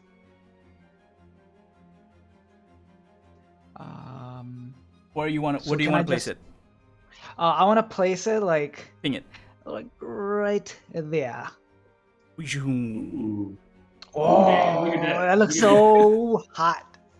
And Look I at would that. I would command it to attack the weaker one. Oh, sorry, no, the one which attacked Eris. So this one. I believe it's a. So how do I do this? So just Spiritual just weapon? roll it. Just roll the attack. Oh yeah, it's a spiritual weapon thingy, right? Yep. How you'd like to use the spiritual weapon? Oh wait, sorry. It's Oh, saying- is there a macro to drop it? Because I just went ahead and dropped it myself. Oh, okay, yeah, I think there is. I didn't know there was. Okay, so I'm just gonna just drop it. remove just remove the spell slot, Oh, manually. sorry. or did you I just drop it canceled. again? Yeah, I mean, right before you said it, I already dropped it. Okay, where did you drop it? Is it there too? No, there's only one. Oh. maybe. Oh wait, it Well, we're- didn't go. Hold on. Yeah, but regardless, so go ahead and attack. So target the creature and then click on attack.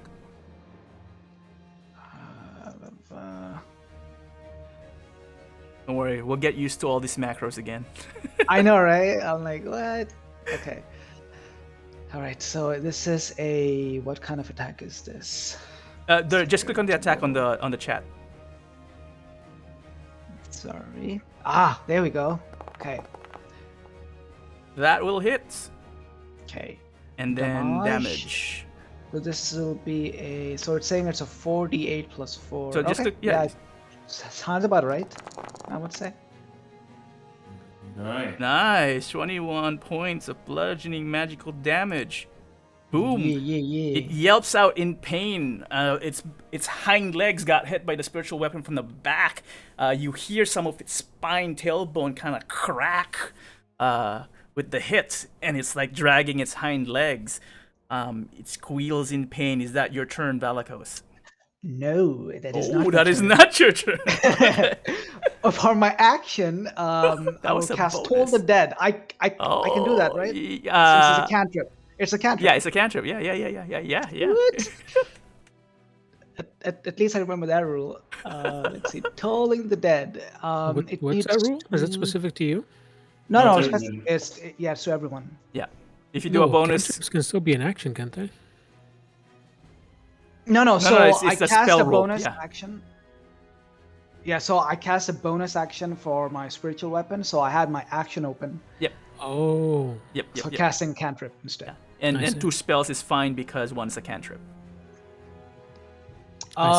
He needs to roll a wisdom save. Oh. Actually, click on damage because I think that would force me to roll it. Oh, okay.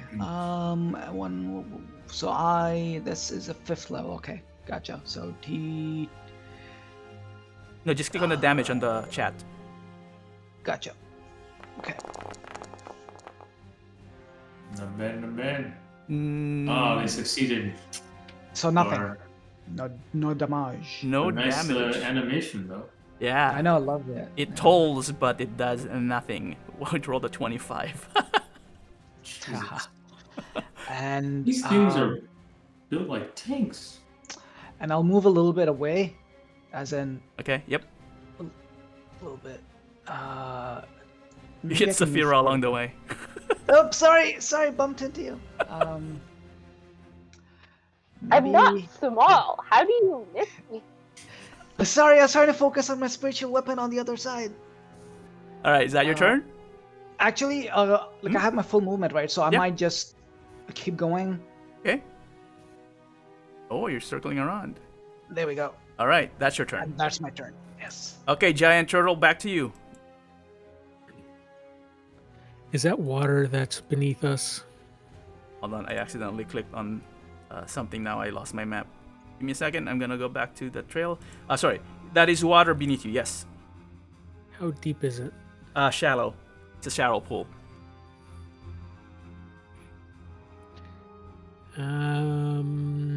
No, that's not really helpful. Which one of these things looks? The one beside you is the one in pain with a crushed pelvic bone from the spiritual weapon.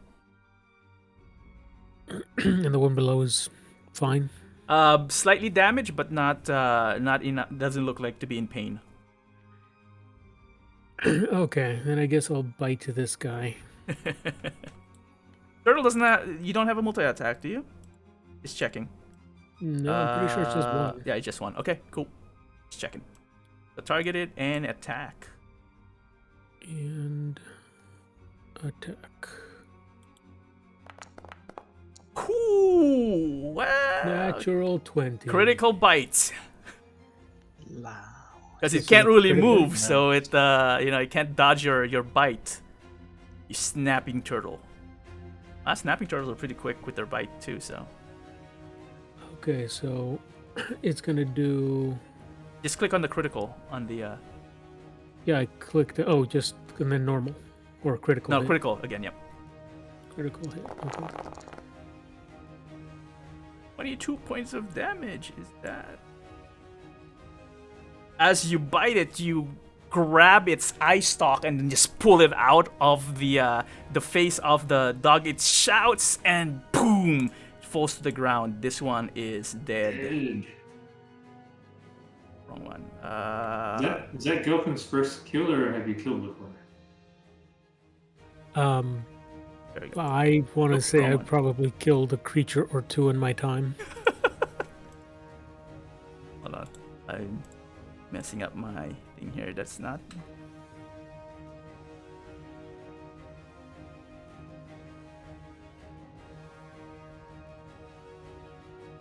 You know what? It's dead. Who cares? I can't find the the symbol for dead. Oh, it melted away. Okay, we'll just use this for now. It's just sleeping. It's asleep. Yeah. Dogs just fall asleep. No one dies in our games, you know. All right, is that your turn? I think that's all you can do, right? No, I can move. Oh yes, you may move if you wish. One. There, I moved. All right, Saphira, your turn. Okay, I'm gonna move too. This is how you kill. Okay, good. Boom. And then I'm gonna hit that one a few times. Do it. Hey, oh, now it's dead. First attack. Oh shit! It's Wow. dead. It's dead. Do your critical damage. It died. Oh boy. Okay. Nice. Second attack. That will hit. It's dead. 12 points of damage. Third attack. Ooh! And she's back! And she's back! He is. Do your critical.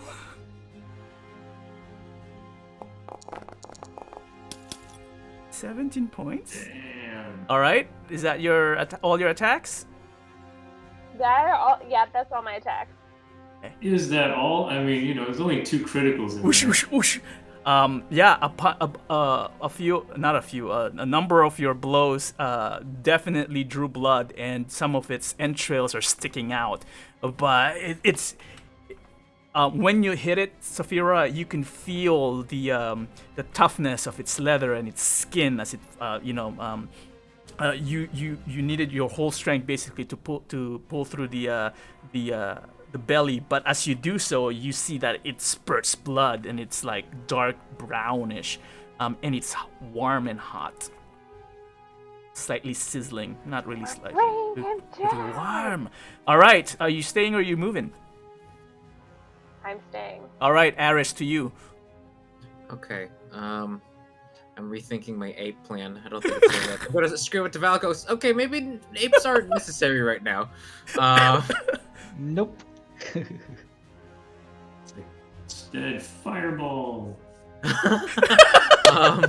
No, I just Especially since we already mentioned that it's resistant to fire.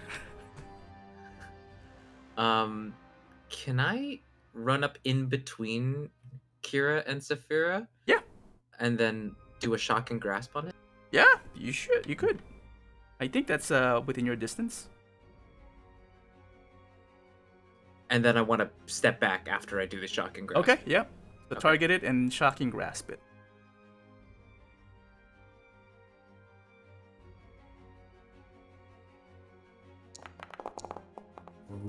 Oh man, that was close. You touch it and you focus your electricity through it, and it just shrugs it off. Doesn't even feel. Nope.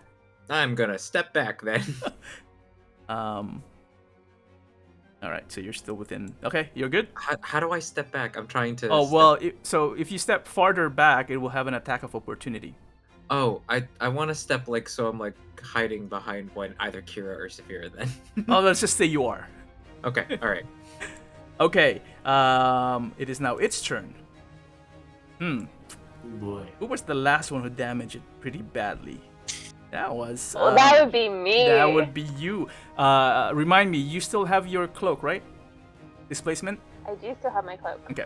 So then, no, its howl did not recharge, so it will just try to attack you. That's what those things are. First attack with disadvantage. Oh, a natural one. Second attack with disadvantage because it didn't hit you. Also, a natural one. Damn, it must have. So. I mean, not surprising. You did tear like a couple of holes in them. The odds of that are not high. It rolled 2 natural ones while Saphira rolled 2 natural 20s. So what's going on here? Huh? I know why, because these are fiends and you're pulling your strings with Baal, huh? Okay, gotcha. I'm not pulling any strings. If he's helping me, that's on him. Alright, well, regardless, Kira, it is now your turn. Alright, she is going to go back to the tried and true here and attack with. Oh, that actually hit, right? That will hit, yeah. Alright, with her green flame blade, if I can go. Nope, doesn't go that far back. Alright, let me type this out again. Can't you just press up? Doesn't it, No, it only goes back so far, Oh, okay. I think. You may want to just put it as a macro so you have it in your hotbar. Yeah, I should continue doing that. 19 points of damage, that's pretty good. It's the same thing. I think it's just 16 again because of the fire resistance. Oh, okay, so... maybe. I don't know how much the 1d8 Yeah, let me was. double check. Your d8 was also a 7, so again, so the same one, so 16, yeah. So let me add 3 back. 5. Alright. Got it. And then the next attack is normal. That will hit. Hit. 16 is to hit, basically. 12 points. 12 points. And And- it's still up, I assume. Yeah, yeah. Barely. Alright. So let's put a dagger in it. Ooh. All right. Let's see if this dagger does it. Ooh. How do you want to do this? Gonna stick it right into in between its eyes.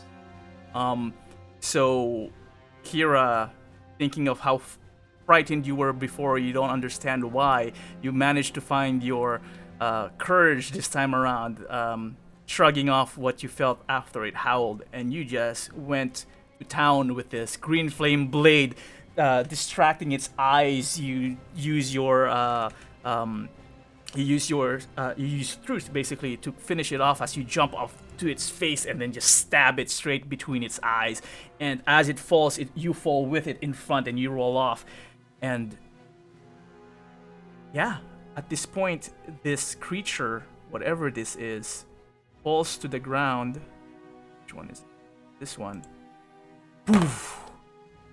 As you guys eat this pair of big dogs. These kind of dogs of Misty Forest, I'll tell you that. How many? That was only 3 rounds. All right. And Eris is just gonna sit down and be like, "Well, I almost lost a leg. That kind of sucked."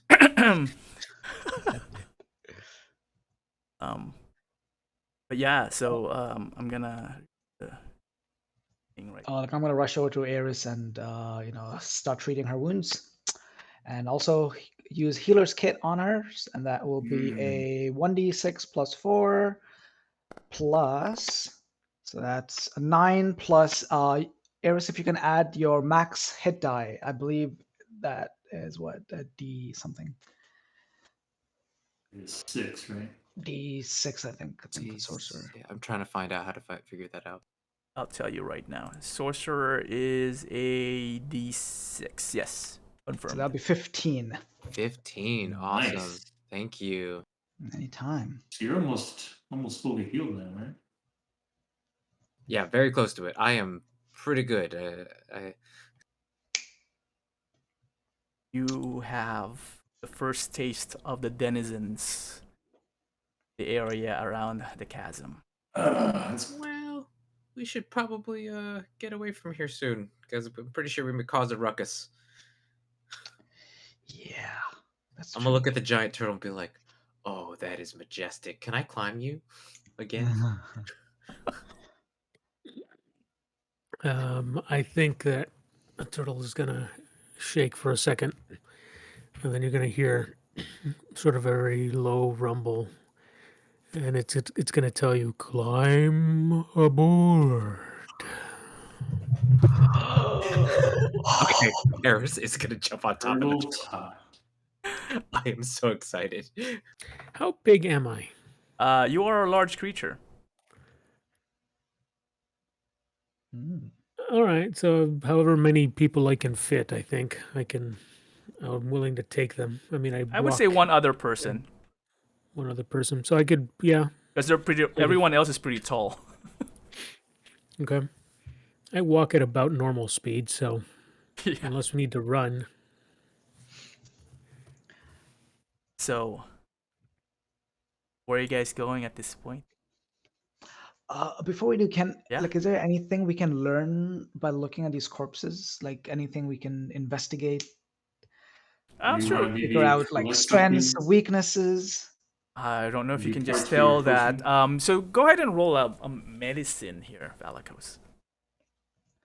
Medicine. All right. Ooh. Okay. 25. So you've definitely have not seen anything like this before in your lifetime, only read in books. These creatures, though fiendish in nature, do resemble very large dogs. They're like large, actually. Guys, see that? Damn. Ooh, That's what they look like. So gross. It's got a Yeah, it's like got a a puffy house. jaw. Yeah, Seems it to has like marks. reverberate. So what you learned, Valakos, is that they reverberate their pouch Oh, to create the howl and focus the howl. Their eyes, even dead, they're unblinking. They're just like staring, red eyes, red are these dots. lizard dogs. They're leathery, not scaly at all. But as you also examined at Valakos, the blood is definitely, as Saphira has experienced, pretty warm, almost comfortingly warm. Like you can think of you can go back and think about your experience in the Arcane Brotherhood in the sauna, the hot bath that they have. You would think Yeah. like, oh, you know what? If it weren't for the stink and it being blood, it would be pretty comfortable, the warmth that it's emanating right now. But it is also Like a tauntaun. yes, I was thinking yes. exactly time. Its If blood. only we were on pasta. Its blood is about it's more brownish red in color than regular blood, and it's a little bit more viscous. It definitely stinks. But other than that, it's killable. I mean, as any living creatures are. You cut a few holes, picking where all the other, the stabbing from Saphira had happened, where it froze some of the blood, and you're looking at it still has, similar organs or whatnot, maybe in different positions. Its lungs are definitely larger. It looks very interesting, but foreign and scary at the same time. Gotcha. Okay. I'll just tell everyone exactly what I learned from it, and I'll also tell them that next time we see them, I might have a spell that could help in some way give us an advantage over the No, I also the I, how. I also what do you call this? Should have paid attention. They have pack tactics, so they should be rolling with Oh, advantage as it's well. worse. That would, yeah, that would have been That would have bad. been bad, man. They should have been rolling with advantage during attack. So never mind. Oh Jesus! Good thing they didn't. Yeah.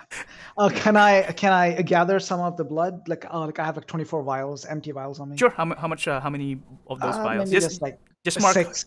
Yeah, just mark how many. Okay. So you put in howler blood Oh, I love that. Howler blood. All right. in those 6 vials that you have. So you mentioned they're fiends. So would I know that that's from a Fiendish. different plane or fiendish? They're from a different plane. Yeah, any fiends would be different planes. Okay. Fiends can be either devil or demon. So, but a successful banishment, I would know then would permanently keep them there, right? 'Cause they're from If a- they don't break through it, yeah, or you don't break your concentration and you keep it whatever constant, right? yeah, for a minute. For a minute, yeah, for 10 rounds. Ooh, I do have one. Hold on. Yeah. Anything else you guys want to do here? I'm kind of itching to get moving because they made quite the clamor, and I really want to. Right. get out of Did here. howl Do very we loudly. want to be moving stealthily still, or we want to make a quicker move towards the cottage? I guess at this point, did Moxie come back? No, this was a quick 3-round thing, so she barely flew out. Right. Yeah. Yeah. Okay. So I guess we still gotta wait for Moxie to come back. Oh, she won't be able to find us. Well, Not if you move. as if Moxie gets about 100 feet of you, you would be able to telepathically communicate again. So let's just move at least 100 feet away from this spot. Yeah. I mean, I think we should head in the direction that we know the cottage is, because if that's where she was going, she would run into us on her way back. That would be south and closer to the chasm and away from the river. I think we should.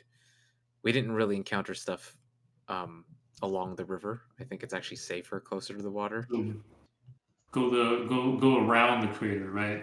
Yeah, around the crater. south. Yeah. Let me bring back the big map so that you guys can.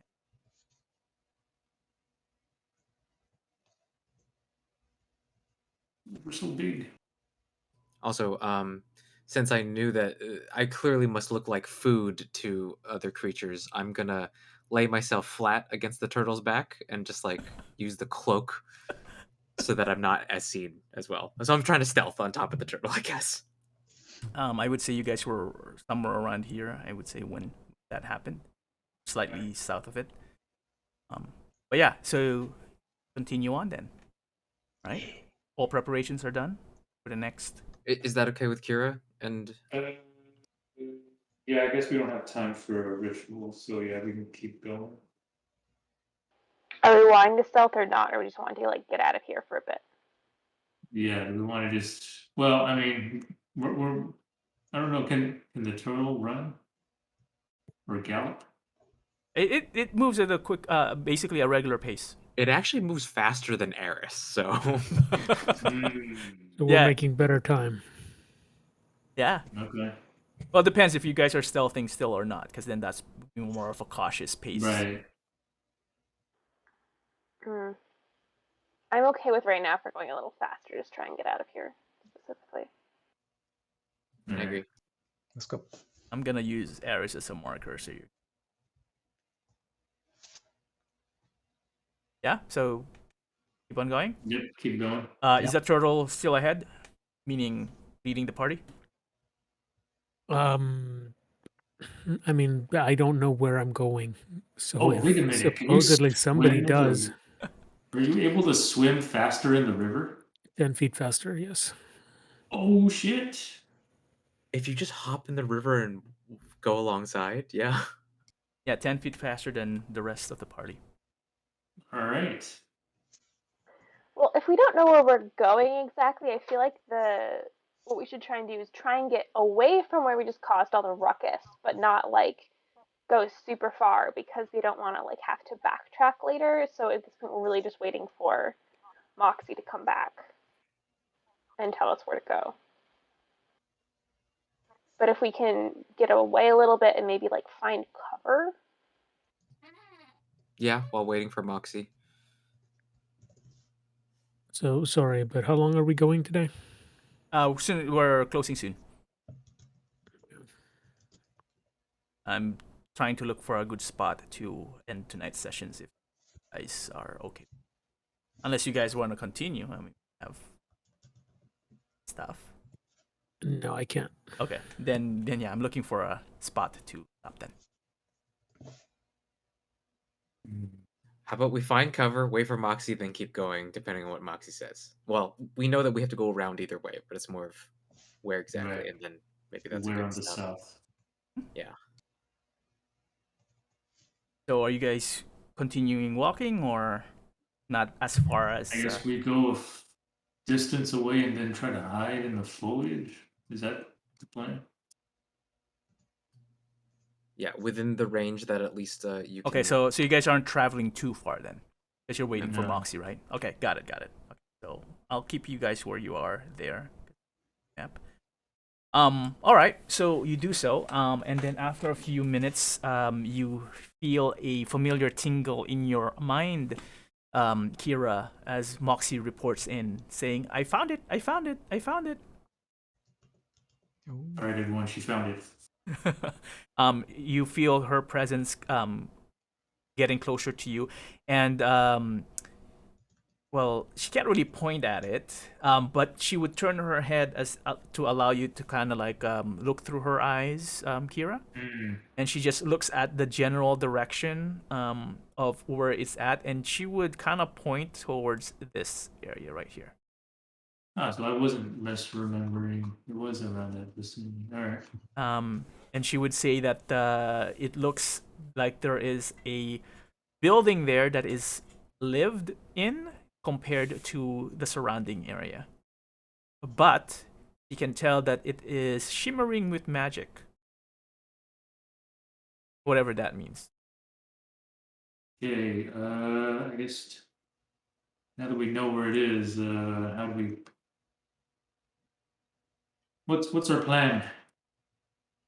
We just go storming up to the paranoid wizard's cottage. Well, first, I think we have to get around the chasm, right? So keep heading east until we pass the edge of the chasm, and then decide if we want to go straight south or continue wrapping around, taking one of the roads that I can see Well, on the map. here's the thing. I don't. Anyone else feel like they've been watched this whole time? And seeing as how we're dealing with a paranoid wizard, I wonder if it was maybe not a coincidence we were attacked by those dogs so close to the river.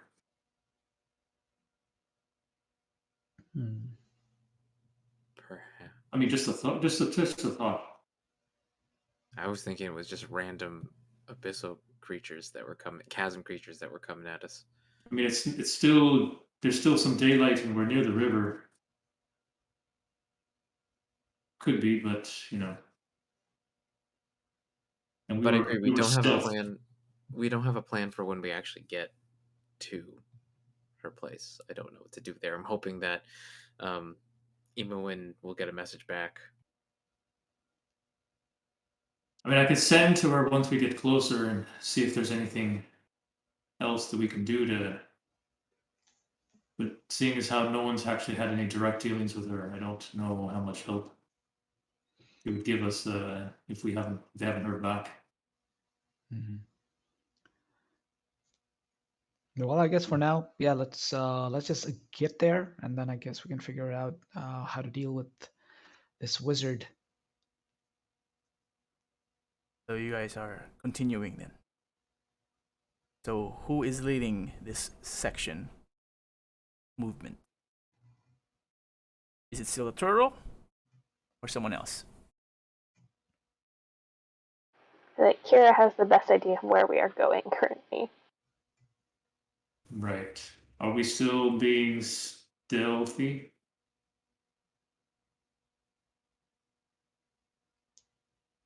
I mean, now that we're running away, now that we are no longer running away, it might not hurt. Especially if we're going to go closer to the chasm. Okay, then in that case, she's going to have Moxie hover within 100 feet in the air to see if she can spot anything at that vantage point while we stealth around. All right. So Moxie's flying above you guys as you guys stealth. So roll me a new set of stealth. Let's go. Okay, I will. Damage. I'm gonna recast Pass Without Trace. All right. Oh yeah. Do I do anything because I'm on top of the? Yeah, right. That makes sense. 29. Yeah, I've been lucky with my rolls today. Dude, me and Eris have not been stealthy. I totally forgot I have advantage on because for Boots of Elvenkind, but that doesn't make sense if I'm staying on top of it. Yeah. The first one makes sense, but this one does not. See, do I? Boots. Everyone rolled, right? All right, and Kira, you said you're leading? Yeah, she actually has advantage on just moving silently. Does that count? Sure, you can reroll your stealth if you want. All right, let's hope for better than a 10. Let's see.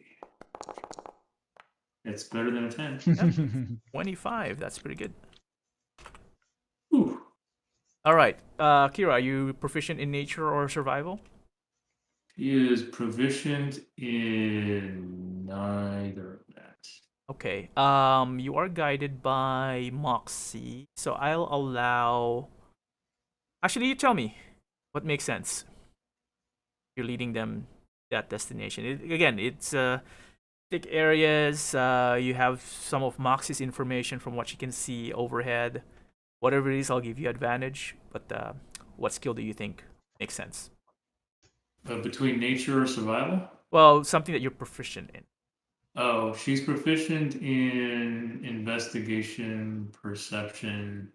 I'll allow investigation then. You kind of like map it through your head. All right. Versus what Moxie saw overhead. So you said normal or advantage? With advantage. Okay. Ooh, nice. Yeah. Okay. Yeah. So you find your way leading them. The initial, reaction would probably be go diagonal, but you said no. Moxie saw this area closer to that would get us closer to the chasm. Maybe we should just circle above it, right, to the smallest. Keep your distance as much as you can from the main chasm itself. And Valakos, I assume you're still like doing your whole Yes. right? Whenever you can, and so, yeah, with your crossbow, and as you get to this area over here, I'm pinging like the very tip of the chasm in the river. You see a small stream of water going southwards now, towards the Oh. chasm as well. Valakos, as you are as the party is slowly approaching the area as well, you would have noticed from your scope there appears to be a really a small small but long for lack of a better word raft beached on the side. Ooh. And as you guys get to that position, which takes you another close to an hour, so it's now around almost 6. Uh-oh. So I want to say yes, it's closer. So about 5:45 ish. So the sun is closer to the. It's pretty much dusk. That's right, dusk before. Yeah. Over on the west side, the sun is about to set, and when you arrive there, you definitely see that this raft has been pulled in towards the shore, and there's a lot of footsteps and on the muddy area ground, and they're heading southward. Oh. Looks like they Yeah. might be in the same. Yeah, it looks like they're looking for. Oh, what was the name again? Sonora. Sanura Hadad. Yes. And then as you guys are saying this, Moxie quickly swoops over your head, Kira, and you hear in your head saying, "Quickly, duck!" Moxie says to duck.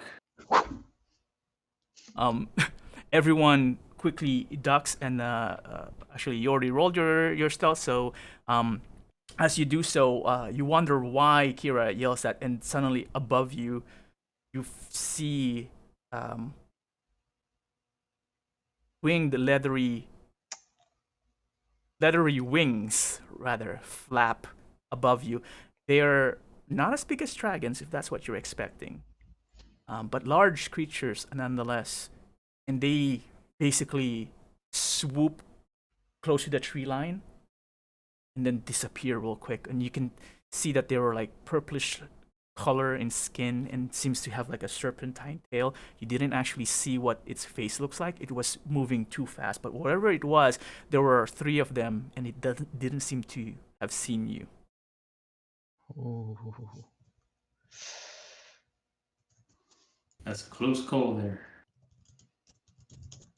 You take a look around once more time, and you see that the all the footsteps seem to be heading again somewhat south-ish, and there's a few of them about humanoid size, some of them small in size, almost halfling. And there are some that are also appears to be 4-legged creatures moving all together. Oh. Mysterious. Not turtle feet size, right? Oh, More like what was the thing that they told us? Lizard dog. Oh, those are the lizard dogs. Aris, roll me a wisdom. Now that I remember something, because I remember something and just think if you. No, okay, never mind. You are not remembering things. Does it look like there are any like dragonborn ish tracks?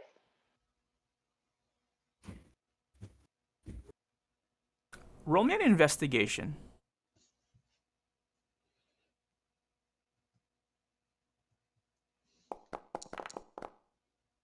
So there are a lot of humanoid footsteps here. Most of them are wearing definitely heavy boots. Actually, no, 22 you should be able to discern between the two. There are certain areas where there are some what appears to be like lizard tracks footprints rather, like large footprints of lizards. But you can tell that they were more on the four-legged creatures that was that was leaving those behind. But then again, in case the whatever you're tracking wearing boots, kind of hard to tell which one's if there's a dragonborn among. I'm gonna say I think we might have found those lizard dogs. Logs. All right. I don't So, what is the decision before we end? What are you guys doing? We're gonna track these. I think we should track them. Take them down. Oh, actually, since it is 22, Safira, I would say that the footprints appear to be been here for a long time. It would have been a day old. Could be more. Shit. I will pass that information on. Do I also get a sense of how many we're talking? For that role, yeah, I would say you have a sense, maybe not an exact number. The smaller footprints, at least maybe 5 of them. Whatever that created the small footprints appears to be encumbered because closer to the bank, their footprints are definitely deeper in the mud when it dried. The humanoid footprints number maybe around 7, at least you can differentiate 7. They could be more because it's kind of like all together in the mud area. It definitely disappears as you get closer to land or more inland. And they're judging from the footsteps of the four-legged creature, there are probably 3 of them at least. You can also follow the swinging of the tails that drag behind those steps. I'm gonna say, guys, I think we got a lot of company, and then pass on the numbers best I can glean, and that we're about a day behind. Looks like so. Why would the halflings be encumbered? We don't know they're halflings though. They're just something that's smaller. Okay. Be a dwarf. Could they be something like kobolds, or would that look like lizards? I'm just thinking like something that would be used as almost like a pack creature. Roll a wisdom check, Safira. You're asking important questions.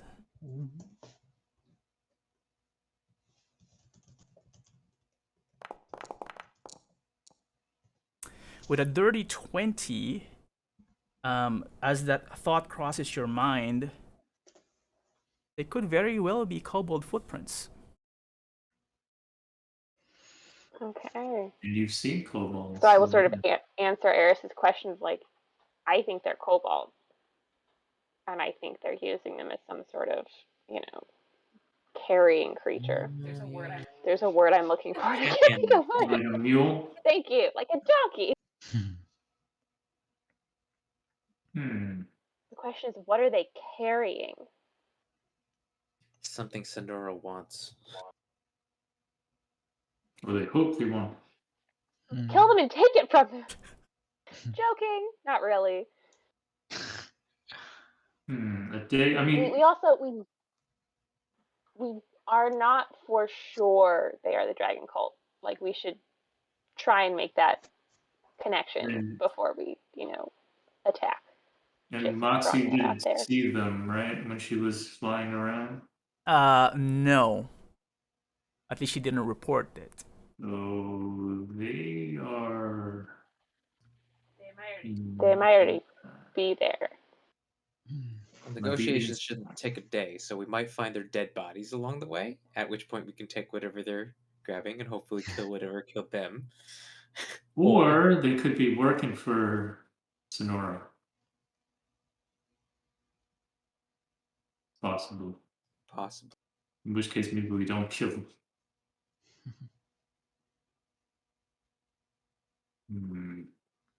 But either way, we follow, right? To find more information and possibly find Sanura. Feels a little dragon culty if they are kobolds to me, at least. Just throwing it out there. We've run into a lot of them, but it is what it is.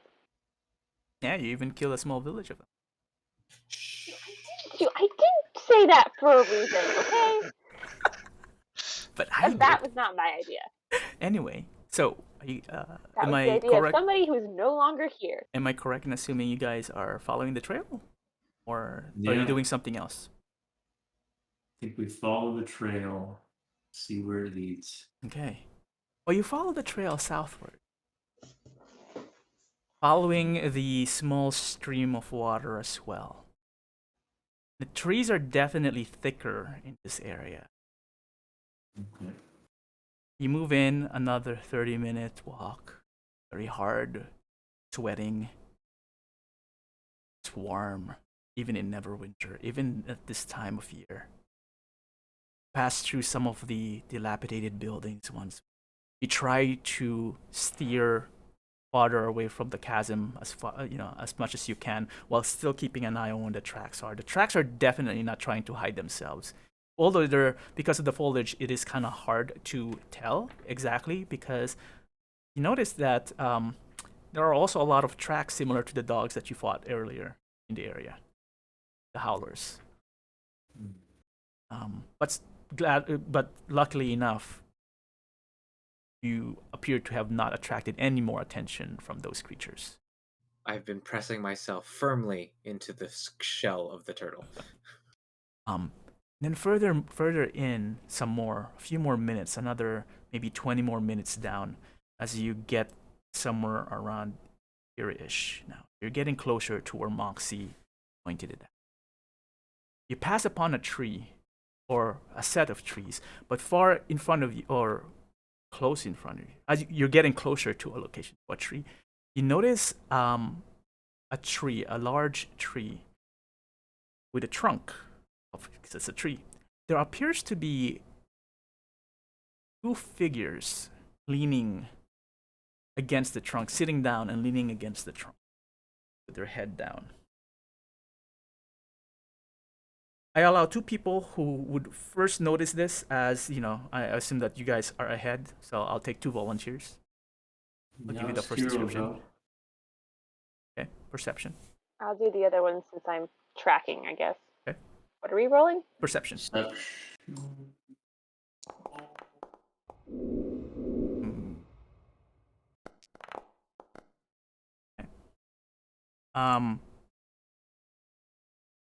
Yes.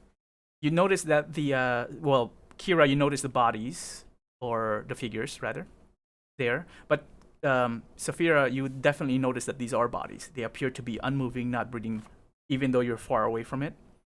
And they are slumped on the tree, head down, they're hooded. You notice that the robes themselves are red, but because that is their blood, but it is actually purplish in color. Wait, I don't think Kira knows. Nope, she doesn't know. Might have heard. Okay. I'm gonna kind of, Mhm. halt everybody. Yeah, because I want to check the area for what might have killed them, or traps or something, but I would like to go investigate the bodies after we make sure it's safe. And I was gonna point. Go. Dragon cultists? Question mark. So you stop. Dead ones. They now see everything that you saw, and you describe them.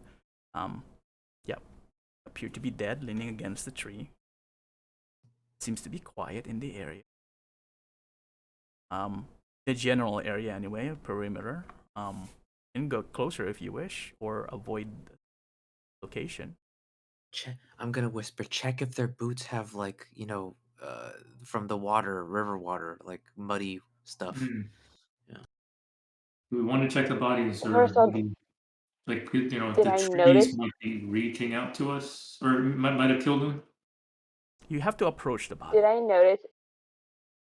Did I notice anything when I was looking for like traps or like something that could have killed them? Anything seem out of the ordinary? Nothing out of the ordinary. It seems that there are some footsteps, because you haven't approached the bodies yet. The main path, as far as best as you can tell, the main path taken by the crowd that's going south seems to be farther to the west, and a few footsteps seems to have fanned out as well. and a couple of them were heading towards this direction, towards to the side, actually closer to where the bodies are, behind the tree. So you're also following the stream, right? That's heading. I mentioned there was a stream, north and south, because the footsteps were following it as well. Behind the tree where the bodies are, you can tell that there's a wooden bridge as well that spans from east to west to the other we'll side of the cautiously stream. approach the bodies. You're still stealth. That won't affect you because it is pass without trace. The rest of the party, are you just waiting, watching Saphira? Kira would join her. Kira would what? She would join her. Oh, join her. Okay. How about the rest? Turtles and... I'll stay back and just keep an eye along the perimeter. Okay. So Valakos is watching, guard. I will Kira- also be looking from on top of the turtle. Okay. Like, little. Kira and Saphira slowly approach the bodies. You manage to get close to the tree itself. It's a tall tree. You look down, the bodies there, they appear to be resting. But definitely you can tell now that these have the same attire as the people who attacked you in Luskan, if you recall. Oh. They were waiting for you guys on your return. They wear the same garb. Whether or not that proves that they are the same group or whatever, it's up to you to decide. Go ahead and roll a medicine check, Saphira.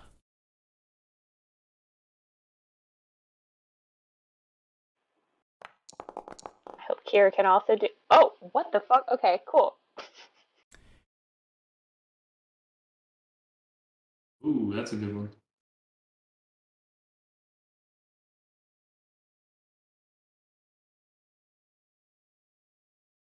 I think it's the first time I successfully rolled anything well for medicine. It appears that this, the first body you take a look at, you pull down their hood slowly, and you don't see any puncture wound or anything, but their necks have been crushed. As you slowly remove the hood, the head just, as if like the skin is just barely holding it together. And that's the only damage on their bodies. Mm-hmm. Is there any indication as to what could have, like, what that came from on the wound? Yeah, as you are thinking about that, and you're also maybe asking Kira pretty loudly, I need you to roll, the two of you, Constitution saving throws. No. Saves Constitution. Oh, okay. Ooh. As suddenly the air shifted and you smell something bad. Almost, Oh, no. you quickly hold your mouth just by instinct, and you almost gagged and almost paralyzes you, thinking like, what could this thing be? What is causing this? And then the foliage around you starts moving. And that is where we'll end today's session. No. Wow. So Great yeah. cliffhanger. Yeah, here you go. That is it for this week. Nice. It's the trees! Gives new meaning to tree hugger. No. All right, well, there we go. You guys are a step closer to the cottage of Sanura Hadad. Will we make it? Find out. Are we good next week? Any potential?